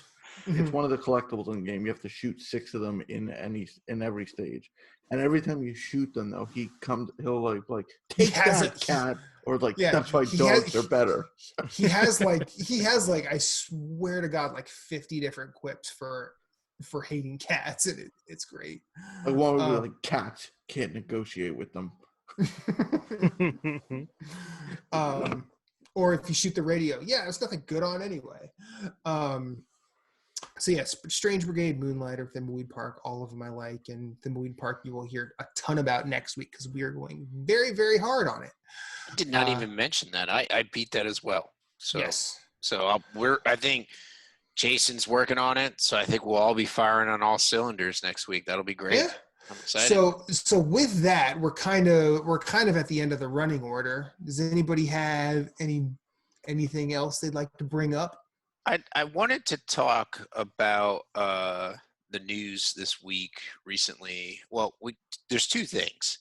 Sure. There's the spoilers revolving around Last of Us 2, and then the announcement of the release date for said game and Ghost of Tsushima, but then also the rumors of the PlayStation Plus games for next month.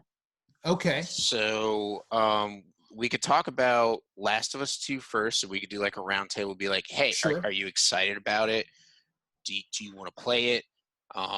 Let's let our guests go first. Nathan, are you excited about Last of Us 2? No. No? No, yeah. Well, I'm not going to kill you because you're not. I know. Some people would. Some people would be like, all right, well, I'm going to boot you from the call now. But no, never, dude. It's cool. Yeah, no. Those people are dicks, Nathan. Don't. Yeah, I know. Well, they would call me a dick for saying that I don't like Last of Us, right? No, I don't talk about this sort of stuff a lot because I don't like to just be on Twitter being like, hey, this thing that everybody likes, I don't like it. Look at me or whatever. Yeah, you don't know whether or not it's genuine, like, or contrarianism. But I played Last of Us Remastered for about like, I don't know, maybe 10 hours or so. Like I gave it like a good shot. Like I didn't play it for like 20 minutes and was just like too sad leaving or whatever, you know. I don't cry while I'm gaming, bro. I just was like, at that point, I might need to go back and play it, but like at the time I was just like over cover shooters, and I don't know, the game was built for you to use the like see-through walls vision, and like that I was like, why can Joel see through walls? Like, why can he hear through walls? That doesn't make any damn sense. Mm-hmm. But like the ladder puzzles and the puzzles where it's just you find it and you put it where it needs to go, kind of a thing. I was just it was whatever. I was like, just I'm waiting for the HBO show, because the story, cool, awesome, great. But I'm very much like, I play games for the like mechanics of it and the like the gameplay of it, and like basically if I'm watching a cutscene and holding a controller, I'm like, well, why am I doing this? Kind of a thing. That's the kind of like gamer that I am, is like I would rather play Tetris for like 10 hours than watch like a Kojima cutscene or something like that. So it wasn't my kind of game to begin with. But that said, I'm like really looking forward to them, you know, switching things up, of like, you're probably not going to be doing ladder puzzles in this, or like, I'm sure Ellie knows how to fucking swim now. She better fucking us. So, well, especially since you're playing as her, like, what are you gonna do? Tell somebody else to go get a pallet for you? Right. But like, villain, get me a raft. So I'm excited for, like, I want to play it, and I want to be like involved in that, you know, kind of moment, right, of everybody playing a game and liking it and stuff. Sort of like with Final Fantasy that just happened, or you know, like some you want to be part of the zeitgeist. Exactly. Yeah. Like Animal Crossing. This is my first Animal Crossing game, because I didn't want to feel like I was, you know, missing out. And like I said, my girlfriend is like a huge fan. So it was cool to have that kind of bonding thing as well. But so I have tons of friends that it's like the first one is their favorite game ever, and I'm like I wish I could join you there, but I can't. Sort of a thing. Yeah. So I hope that the next game is good. The benefit of me not really caring too much about the franchise in general is, like, you could tell me a fake spoiler for it, and I not only won't remember it, like I wouldn't be able to tell you if it was real or not. You know what I mean?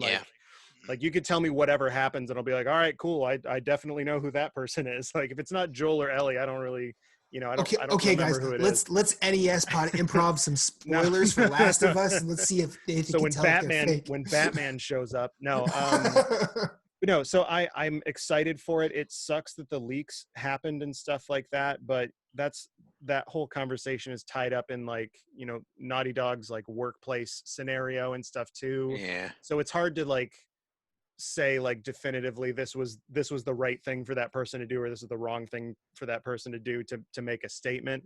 But I think they'd have to be like extremely pissed off to do that. Yeah. You know, yeah, like it's exactly. not like everybody wants to sit there. Like I know a lot of people want to shit on that person for ruining stuff for the rest, but it's like he's coming from a place or she's coming from a place where it's like, this is my work environment and this is the only way that I can like be heard. And that's sad in my opinion. Yeah. And it sucks that people are like kind of glancing over that, because I don't think it's a like gamers versus the leaker thing. Like I feel like it's like the leaker making a statement about their employers, and the gamers are unfortunately on the shit end of that stick as well. But like for me, I sympathize with the leaker, because it's like, well, how else are you going to get, you know, any kind of attention for stuff? Because this is Naughty Dog especially has been reported on for their crunch issues for longer than anybody else other than Rockstar at this point. So but that all that said, like I'm excited for everybody that wants to play the game to play it, hopefully spoiler free, you know.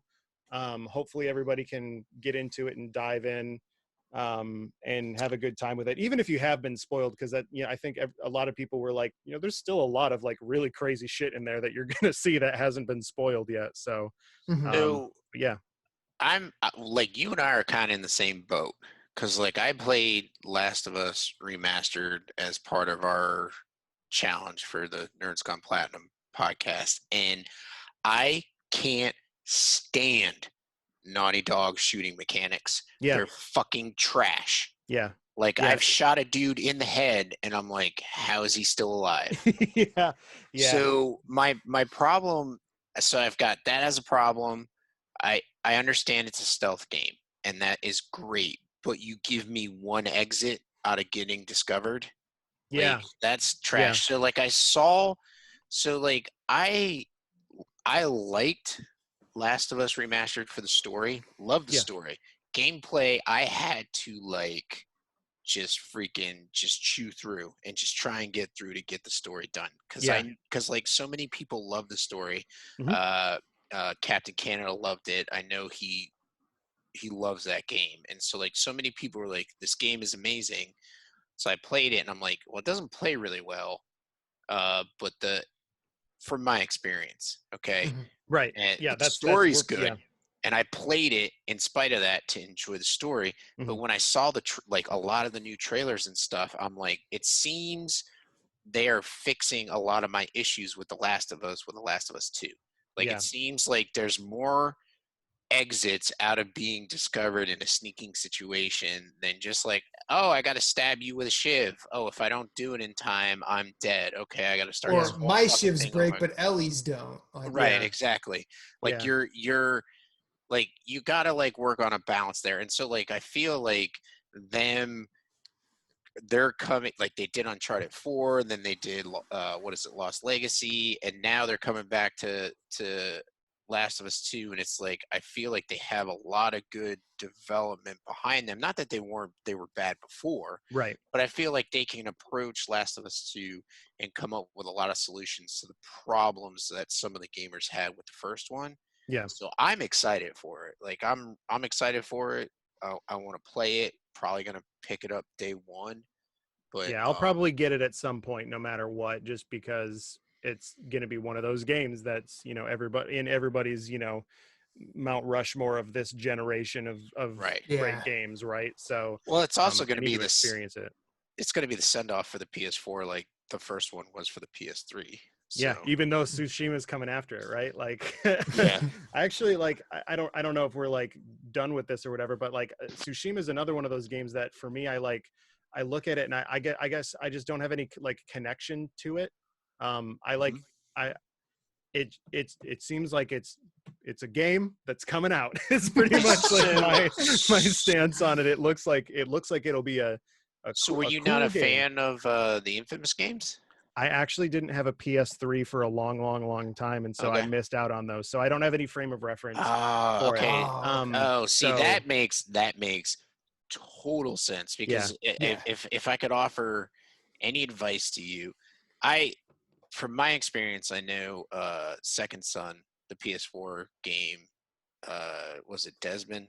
Whatever. I know like a lot of people hate him because they had this built up, relationship with Cole, who was in the first and the second one.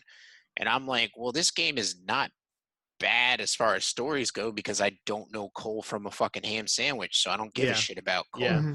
So, because I didn't have a PS3, I had a 360, so I bought a PS4, bought Infamous Second Son, was playing it, and holy cow, does Sucker Punch know how to like make a fun game, and a game that just controls really well, combat's really good.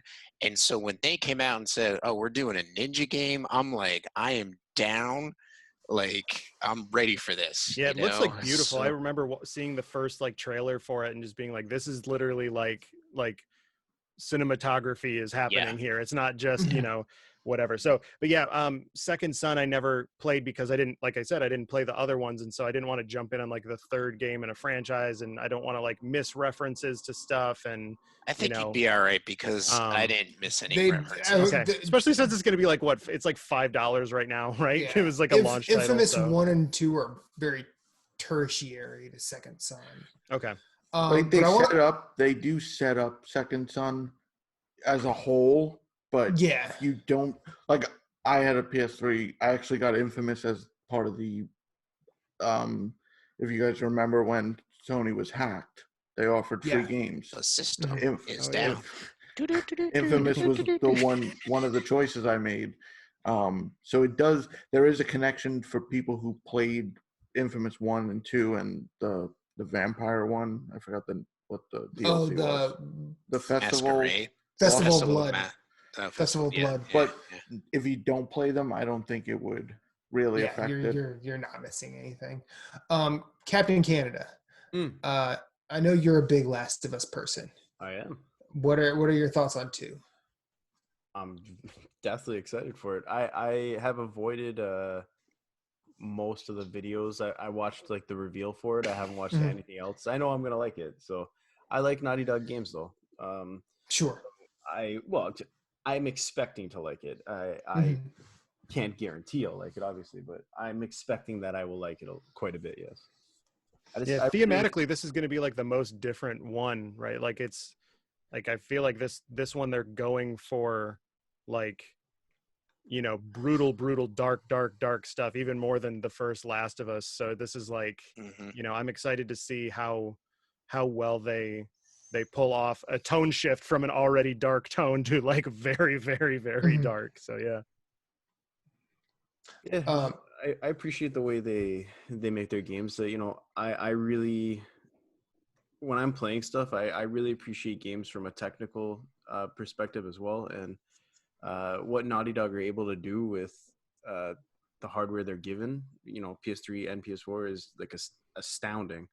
And so, Uncharted 4, I probably spent like in total, I don't even know, 25 hours in that game, just like looking at everything, especially like the Madagascar level. Like I couldn't believe it was actually running. Like they got it to run on a equivalent of a 7850, and it's astounding. How did they do this? And so I really appreciate voodoo running from my magic. Well, yeah, like when you see the Madagascar level, just the physics going on, it's amazing. And so I appreciate the games they make. I see the things that people complain about in their games. It doesn't bother me personally, but I acknowledge that they're there. I'm not like a Naughty Dog fanboy. It's just, I get it. You don't like, this part of it, like the kill boxes in the Uncharted games. I get it.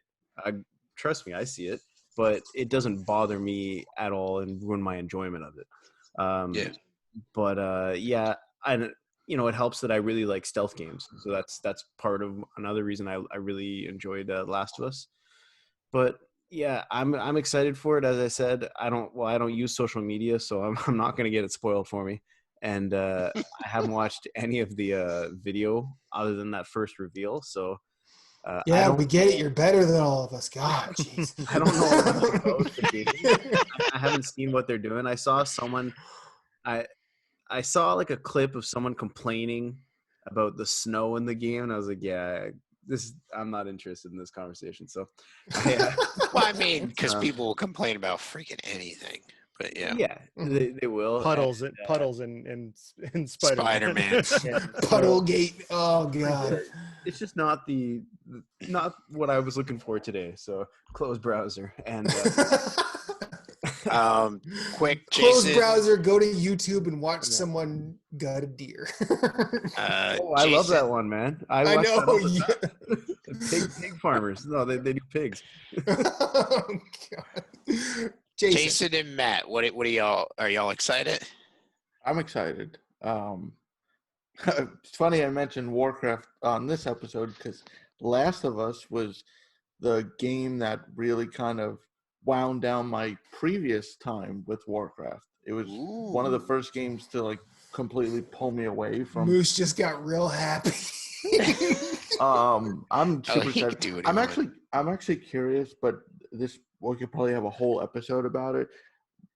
Basically, people who played the PS3 version talking with people who only played the PS4, because I hear what you guys are saying, but I played on PS3 and it was an absolute marvel to me. I know when you played it, Moose, because we had the challenge, the PS4 was out. Last of Us was what, 8? The first one was 8 years ago, and you played it 3 years ago. So obviously, Last of Us Remastered doesn't appear because so much has been done on the PS4. Well, it came out in 2013. I think it was 2012 actually. No, it was during the last year of the PS3, and the PS3 ended in 2013. It was like June. Okay. And then PS4 came out that fall. I remember starting it the day after I graduated X-ray school. So congratulations, sir, again. But it's just going to be interesting to see what happens with it. And then not only that, because it's coming out in June, but Ghosts of Tsushima is coming out in July. It's 1 month, about a month apart. It's like a month apart, and I will be honest, I'm more excited about Ghosts than I am Last of Us, but I still want to play Last of Us. If that makes sense, you know. I'm excited about Ghosts because I'm trying not to read as many articles as I can, but it's like hard when you're Google, like your Android news, like all of the news is right there in the freaking header. And so it's like, what also knows he likes video games. Let's send him this one. Oh, right, exactly. That's what Google does. And I'm like, son of a bitch, Google. But it's a marvel you don't get more Fortnite news. But it's like it was talking about how there's no waypoints in Ghost of Tsushima, so like you need to know the landscape and you need to be able to navigate the area. And I'm like, that is freaking amazing. That would be like so fascinating. Almost. Yeah, that would be or so control. refreshing.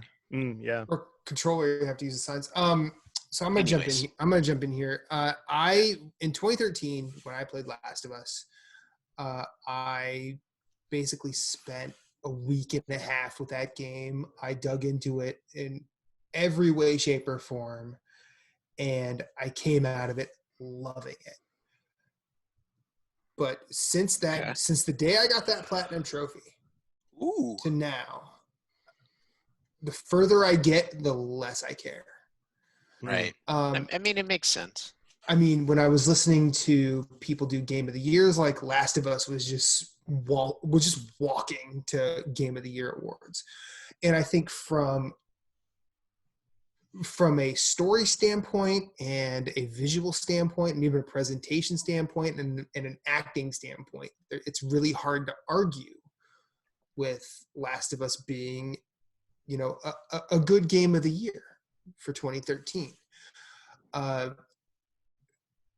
Anytime I've tried to go back, I tried to go back, before I traded my PS3 for a PS4, I was like, there's something wrong here. And I don't think it's a design flaw. I don't think it's because I am, Nathan, you've done what, 100+ games on your podcast? I Give or mean, take? making fake ones, but I feel like you have more of an authority to talk about game design than I do. That's my point. I guess so. That's maybe. my point. That's my point with that statement. Conceptually, I couldn't program nothing, but like, yeah. Exactly. But and I'm not saying that. Hey, Nathan, take Naughty Dog to task, because none of us here should do that. No, that's suicide. Yeah. Exactly. I'm not here to bag on anybody's creative work or endeavors. But the further I've gotten from that, the more problems I've seen. And I don't remember when Dia Lucina said this quote, but it has been the one thing that has sort of broken Last of Us and actually sort of reignited my love with like stealth games in general. But she said, stealth games are only as good as what happens when you break stealth. Thank you.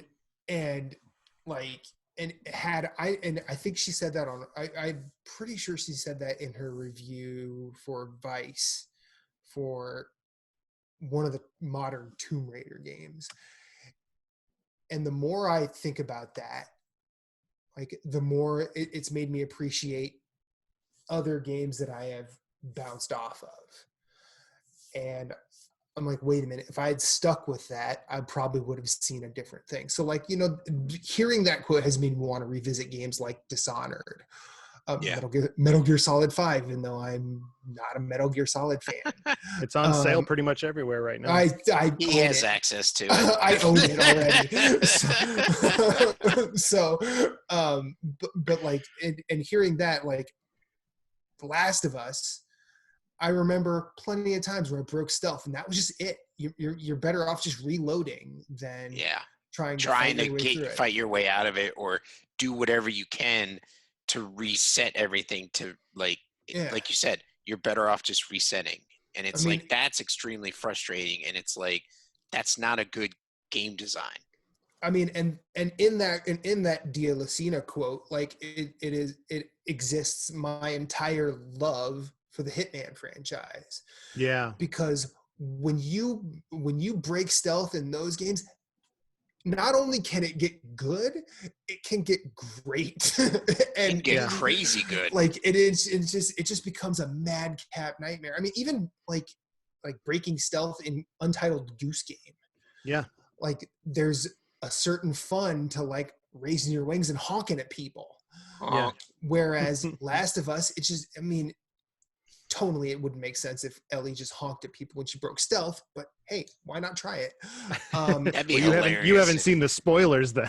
I have not. Okay, Matt versus Nathan. What spoilers real? No, but like that is one of the things that like, and Moose and I had this conversation earlier today. We're talking about our interest in Last of Us. It would be a lie to say I am not interested in Last of Us 2, but I still don't know what that game is. Like, we know it's dark. We know there's a bit of an anger and a revenge thing coming from Ellie. Yeah. But that's a story. That's not the game.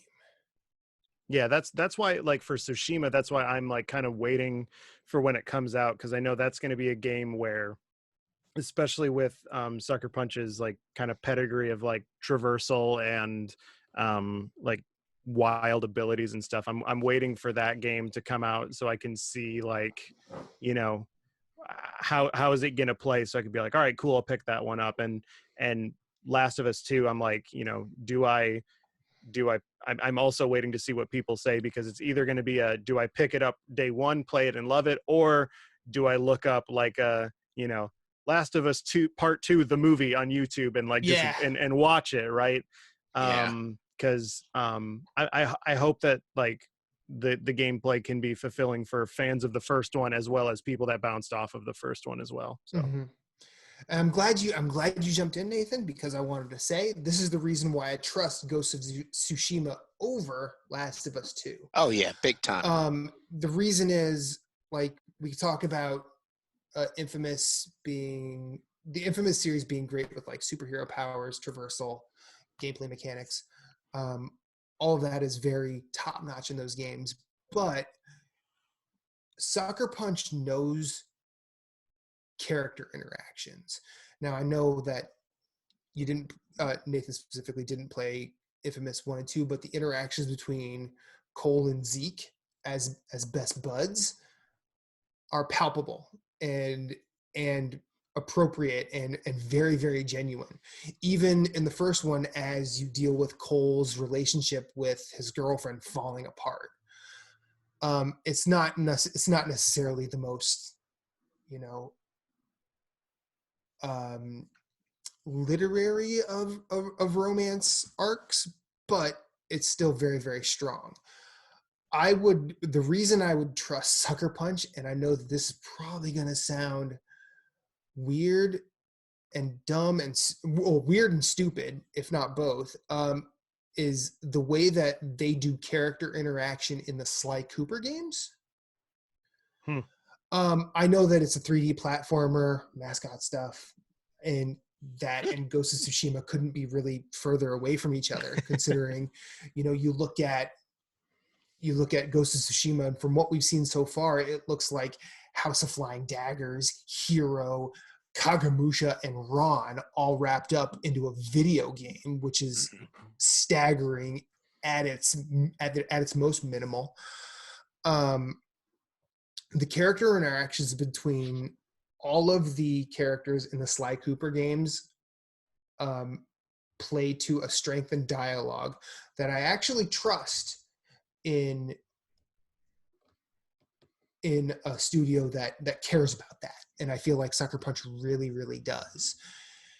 So I look forward to a lot of those aspects translating to Ghost of Tsushima. You see it a little bit in the trailers, like there's slices of it, just in the way the characters interact.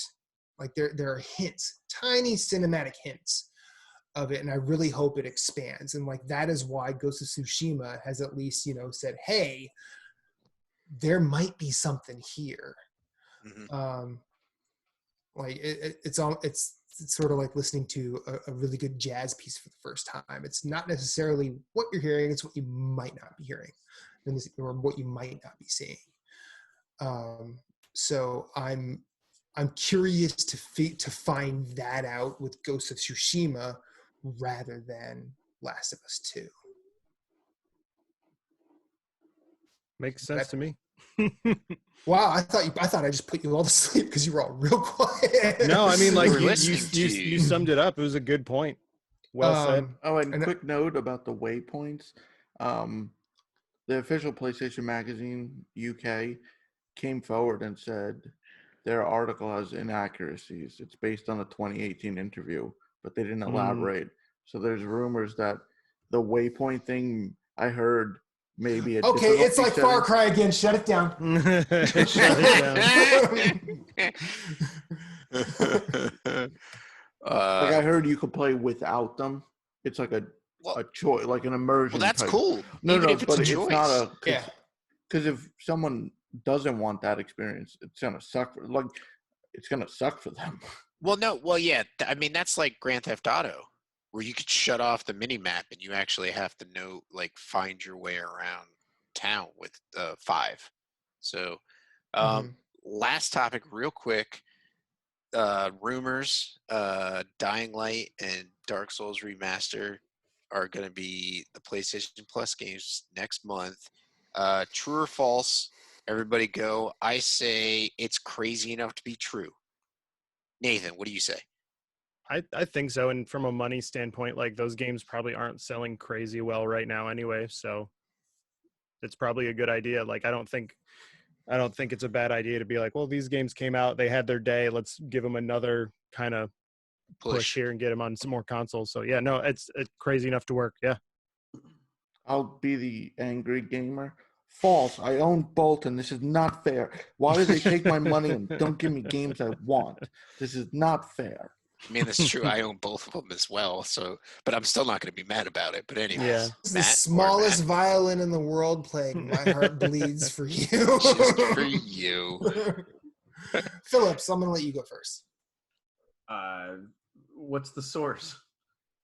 That's true. Yeah. Smart What's the source? question. I'd have to. I don't even know where I saw. Crap. Let me look it up. The one source I saw was Paging Foursquare, Dr. so- Google. I mean, I don't think that it's impossible. I don't either. I want to go with false from my own personal standpoint because this is the third time in 2020 that Dark Souls Remastered was rumored to be a plus game. Well, If you keep doing it, eventually, I mean, eventually it's going to be true, right? Broken clock. Well, it's Screen Rant, so I don't even know how viable they are. Screen Rant? But get out of here with this. Stay in your lane, movie people. No, We'll leave on a better note. Apparently, the Cyberpunk rating leaked from the Brazilian Ministry of Justice. Weird Awesome. source. That it's 18 plus. Cyberpunk wouldn't confirm it, but Powell Susko, he's the lead quest designer, said, "Are you surprised?" Basically confirming that it's 18 plus. I mean, why wouldn't it be 18 plus? Yeah. I mean, I wouldn't want my kids playing that game if I had kids. you will probably when that game comes out. You gotta no. There's games you let them play, like Untitled Goose Game or Kirby. Yep. Or a little. We'll see if and when I do it. If and when I do adopt, like the Goose Game is going to be heavy on the playlist because Lord knows my wife has taken to calling me Goose because she thinks that goose is basically me in a video game. Plus, you'd want to recreate the moment me and you shared when my daughter came home. Can I play Honk? We were playing Remnant, Nathan. She came home from school, and I was on paternity leave at the time. And she comes in, she's like he said, "Can I play Honk, Honk?" And that's all you hear through my headset. And I'm like, well, I gotta go. So nice. But yeah, I am looking forward to sharing that with a prospective child, hopefully. But Goose Game 2. Yeah. I'll take a sequel to that. That was my favorite game last year, like bar none. Like I was really happy that the GDC gave it. It was GDC that gave it. GDC or Dice did. Dice, that's what it was. And then some other recent-ish one did as well. I don't remember what it was though. Freaking genius move. But I'm gonna go true, just because maybe not for Dark Souls Remastered, but definitely for Dying Light, because Dying Light 2 has had they've been pretty deft about keeping that name alive. It may not be like on the popular zeitgeist, but every time it pops up, it feels like it's been long enough that you might have forgotten about it. Well, that Dying Light 2 was rumored for like last year. Mm-hmm. They delayed it to this year, but I don't think it's going to happen. I'm hearing a launch title. Yeah. I mean, heck, if it's a launch title and you give people the first one free and allow them to play in that and have fun with that before the second one comes out, you're just firing on all cylinders. The first one has a silly amount of DLC. I think it might have the most DLC for any game. And not even like the following, which was paid, but like all that free stuff that they came out with. It has an inappropriate amount of DLC. It's like crazy. It's crazy insane. In fact, Nathan, can I submit a twist to the NES, an inappropriate amount of DLC? That's a good idea, actually.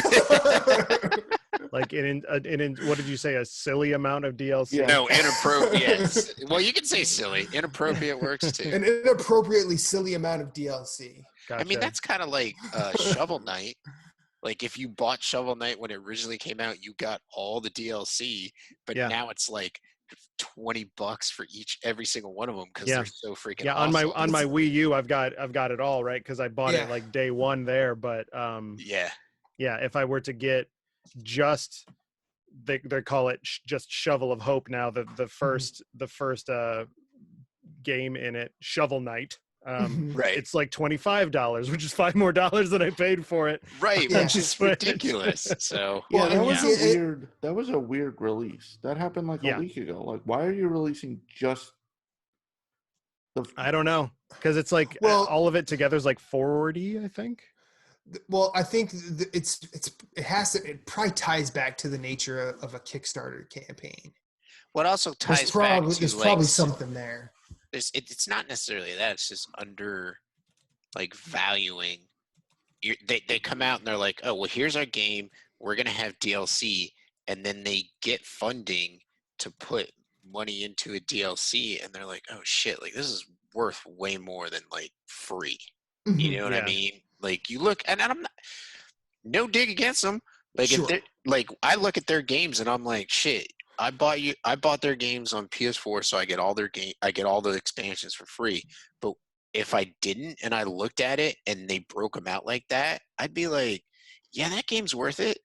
That game's worth like the price you're putting on it. Like they're one of the few companies that I feel could be like, hey, we feel like this is worth like more than it was, because they put out like there was a PlayStation blog where it was like, okay, after a certain amount of time, you know, you're going to get charged this price for everything. Yeah. So they're pretty you have this window to buy Shovel Knight and you get all the DLC for free. Otherwise, we are going to upscale the pricing on everything according to what we feel it should be. And I think they did the right thing because they also have to survive as a developed company. You know? I mean, you also have to marvel at the fact that they have that kind of power and it's their first game. Yeah. Yeah. It'll be interesting to see. Well, they're doing that Shovel Knight Digs game, or somebody else developed it for them. And then they have another one in development. They have a fighting game. Like yeah. Okay, so before we keep going, I think we're done. Yeah, I think we've been going for almost 2.5 hours. So I feel like we could appropriately end it here. But I want to before we cut this off, someone shut me up. I would like to. Ryan. Yeah, I know, right? I would like to shine a spotlight on our guest Nathan one more time. On your Twitter page, you are campaigning to be the kind of funny up and coming for 2020. Yeah. Now I don't know what that is. Okay. So can you explain that to me? So the short pitch for it is kind of funny.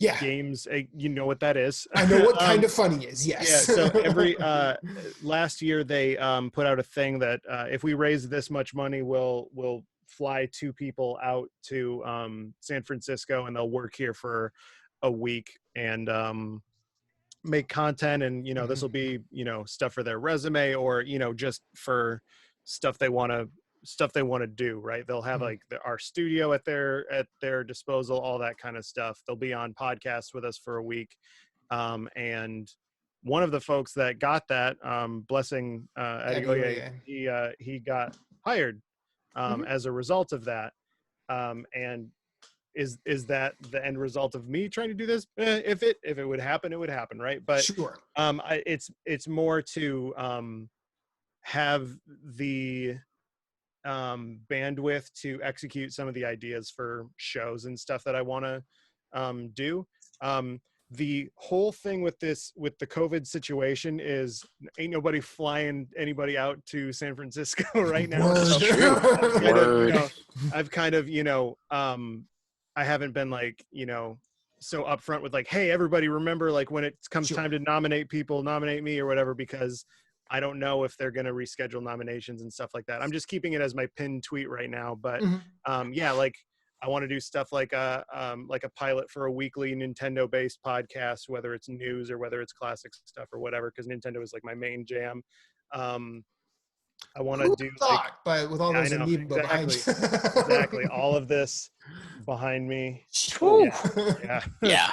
Let me tell you, you got to start day one with amiibo, or else it's just screwed. You can't have a complete collection starting today. You got to go back in time and start day one. No, you cannot. Turn back the clock on your Switch like Animal Exactly. Crossing. Yeah. But you fuck up your turnips. Exactly. That's how you get ants. Right.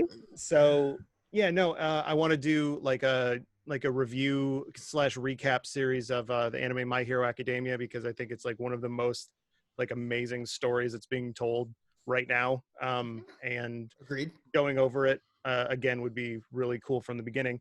And I also have I have a full game system and plot outline for a Fast and Furious tabletop role-playing game that I want to do, and I'm gonna do that one no matter what, whether I do it there or whether I do it.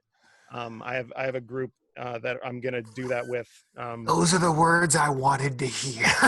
so because I saw I've watched your video several times. So what I did was I tabletop is what I did was I took a system called Powered by the Apocalypse, which is a tabletop role-playing game thing. It's way pared back D&D, where it's basically you have 5 stats, and then you basically roll 2 6-sided die, and if it's less than 6, I, the DM, get to tell you how the thing went that you tried to do. If it's 6 to 10, then it's a mixed success, and if it's 11 or 12, then you tell me exactly what happened. And that's pretty much the gist of it, just kind of a fast and loose wild set pieces thing. I got some plans. So, but yeah, no, that's the future for stuff. But yeah, cool. Well, I think after this conversation, we all wish you the best of luck, because yes. And again, I don't even know if it's happening this year or whatever. So once they say what their plans for it, I promise everyone will hear. They will have their fill of me telling them all about it at that point. But yeah. Well, and last but not least, I want to shine something on a good deed that you've done recently. I came to know you through 2 ways. SDGC, I think you appeared on one of their shows. Yep. And then I was like, oh, okay, a podcast where they make up games. That sounds cool. So I started listening, and then I started to notice you basically had everybody from Uppercut on. Yeah. Recently, you completed that with Andrew Cogswell. Yep. But I had developed a fandom of them independently of a fandom of your show, but then they decided to pitch taking on some of the EGM features as they got rid of a lot of. Did they close, or did they just get rid of their freelancers? They shuttered the editorial arm of the outlet, basically, and so now it's news. But the problem was there was a bunch of features writers that they had pitched work, they had done work, they had written work. In some cases, the work was done, and just waiting to be posted. And rug out from under them. They don't get paid for it and all that kind of stuff. So yeah. And Caitlin, Monty, Jess, Andrew, and the rest of the Uppercut family decided, hey, we're gonna try and at least get this work out there and try and get these folks paid. Mm-hmm. They offered $100 per pitch, and then they said if anybody wanted to donate for this cause, they would take donations. And you and Cam did one of the most honorable things. You said, hey, we do this, we have our own Patreon, but both of us have sort of jobs. You were upfront with your patrons, and you said, we're going to donate all of this to this because these writers need to be paid for the work they've done. Yeah. And I just want to say, I respect the ever-loving crap out of that. Well, thank you. I mean, it's literally no sweat to us, and we don't do it to get any kind of brownie points or whatever, obviously. Sure. But Cam and I both have jobs. These writers now don't have jobs, and exactly. Our Patreon was originally in place so that we could not have to pay for a trip to PAX West out of pocket. And sure. Despite what you may hear, PAX West is not going to happen this year. No, it's not. No. And if it does, we're not going. Yeah. Because I like to be alive. And then so I mean, I'm an X-ray tech, and I'm like, don't go anywhere. Yeah. So we took our entire 6 months worth of Patreon money and gave it to them, and then closed down our Patreon because just in this time anyway, we don't feel that we are people that need to be asking other people for money, especially knowing our audience as intimately as we do. A lot of them are friends that we know personally and stuff like that. And it's just like, I know Kayla doesn't need to be giving me this money. I know that, Josh doesn't need to be giving me this money. He needs it for his kids or whatever. Right. So, no, it was a no brainer for both of us. And we both actually kind of emailed or DM'd each other simultaneously about, hey, we should do this. But the folks at Uppercut are doing great work. And, like I said, we don't need the money. We're fortunate and privileged enough to not need the money. So why not give it to people that do? So. And I just want to say I respect you for it. So thank you. And I hope that it's noticed, and I hope that other people start saying, hey, there are good people in this time of the quarantine. All I did was type some numbers into PayPal. No big deal. No big whoop. But those numbers into PayPal got people work, or got people paid for their work. So, everybody at Uppercut deserves all of the respect there, because they raised over $12,000. Yes, for that was the next thing I was going to say. Out of their goal of $400. Yes. Wow. They freaking destroyed that. Yeah. Well, I mean, I'm not going to get into it because we've already been going on for a long time. Yeah, but basically, somebody in the kind of games PR industry subtweeted them, and then they got called out, and Uppercut kind of became the main character of Twitter that day. Yeah. And so, I mean, thankfully, all that bullshit caused them to raise a bunch of money for people that need it. So it's good. Yeah. That's the best kind of bullshit, though, isn't it? Helping people get paid for their work. But I just want to say that I think that's awesome. Where can people find you, sir? Yeah. At Twitter at two-headed giant, the word two, TWO, not two. It's a hard thing to do. I probably should get a different username, but there we go. No, don't. And you can find my podcast on literally every podcast service, I believe, at the New Entertainment System Podcast, or just go to our Twitter at the NES Pod, and you can find all of our weird, wacky bullshit there. Cool. Thank you so much for coming on. This is my pleasure. A lot of fun. Thank you. And I hope the panel had as much fun talking to you as I did, because holy hell, you are a wonderful person. Oh, thank you. We don't need to promote ourselves because they're already at the end anyway. So, Moose, what do you say? Bye.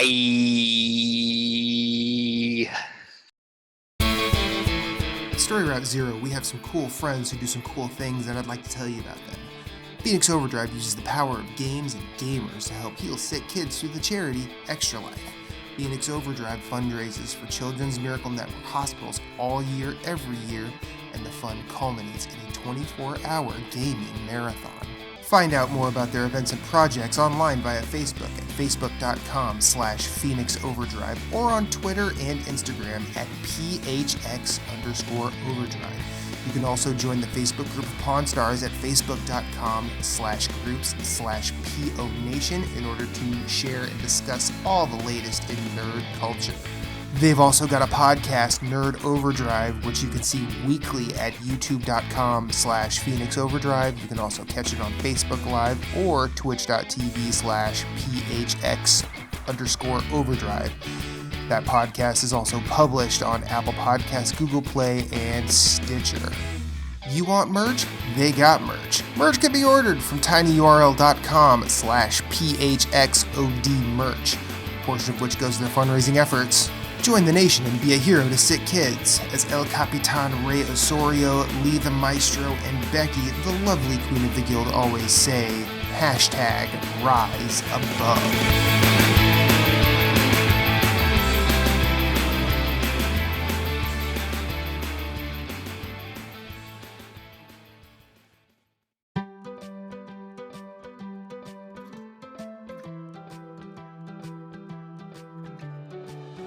This has been an episode of Story Route Zero. Thank you for coming along on this journey. We sincerely hope you enjoyed yourself as much as we enjoyed having you. Once again, you can find everything we do at StoryRoute0.com. Hit us up on Twitter at StoryRoute_0, or you can email us at StoryRoute0@gmail.com. If you'd like to hit us up individually anywhere, you can find Moose at Sven, that's SVHENN, everywhere on social media. That's PSN, that's Twitter, that's Instagram. You can also find him on Twitch, streaming games. You can find Jason Marshall at GimpyJ with 2 Y's at the end. That's Twitter, that's Instagram, that's Twitch, and he also has a website called whereisthepausebutton.com. Captain Canada is the only Story Route Zero exclusive. He's the only one you can only find right here on the show. As for me, I'm Infinite_Rewind everywhere I'd like to be. That's Twitter, that's Instagram, that's PSN, and Twitch. I also have my own website, InfiniteRewind.com, where I do all sorts of weird writing and rambling. Check us out at all the places. And remember, you are always welcome, and you will always have a seat waiting for you on this ride. But for now, it's back to the real world for us. We will see you on the next one.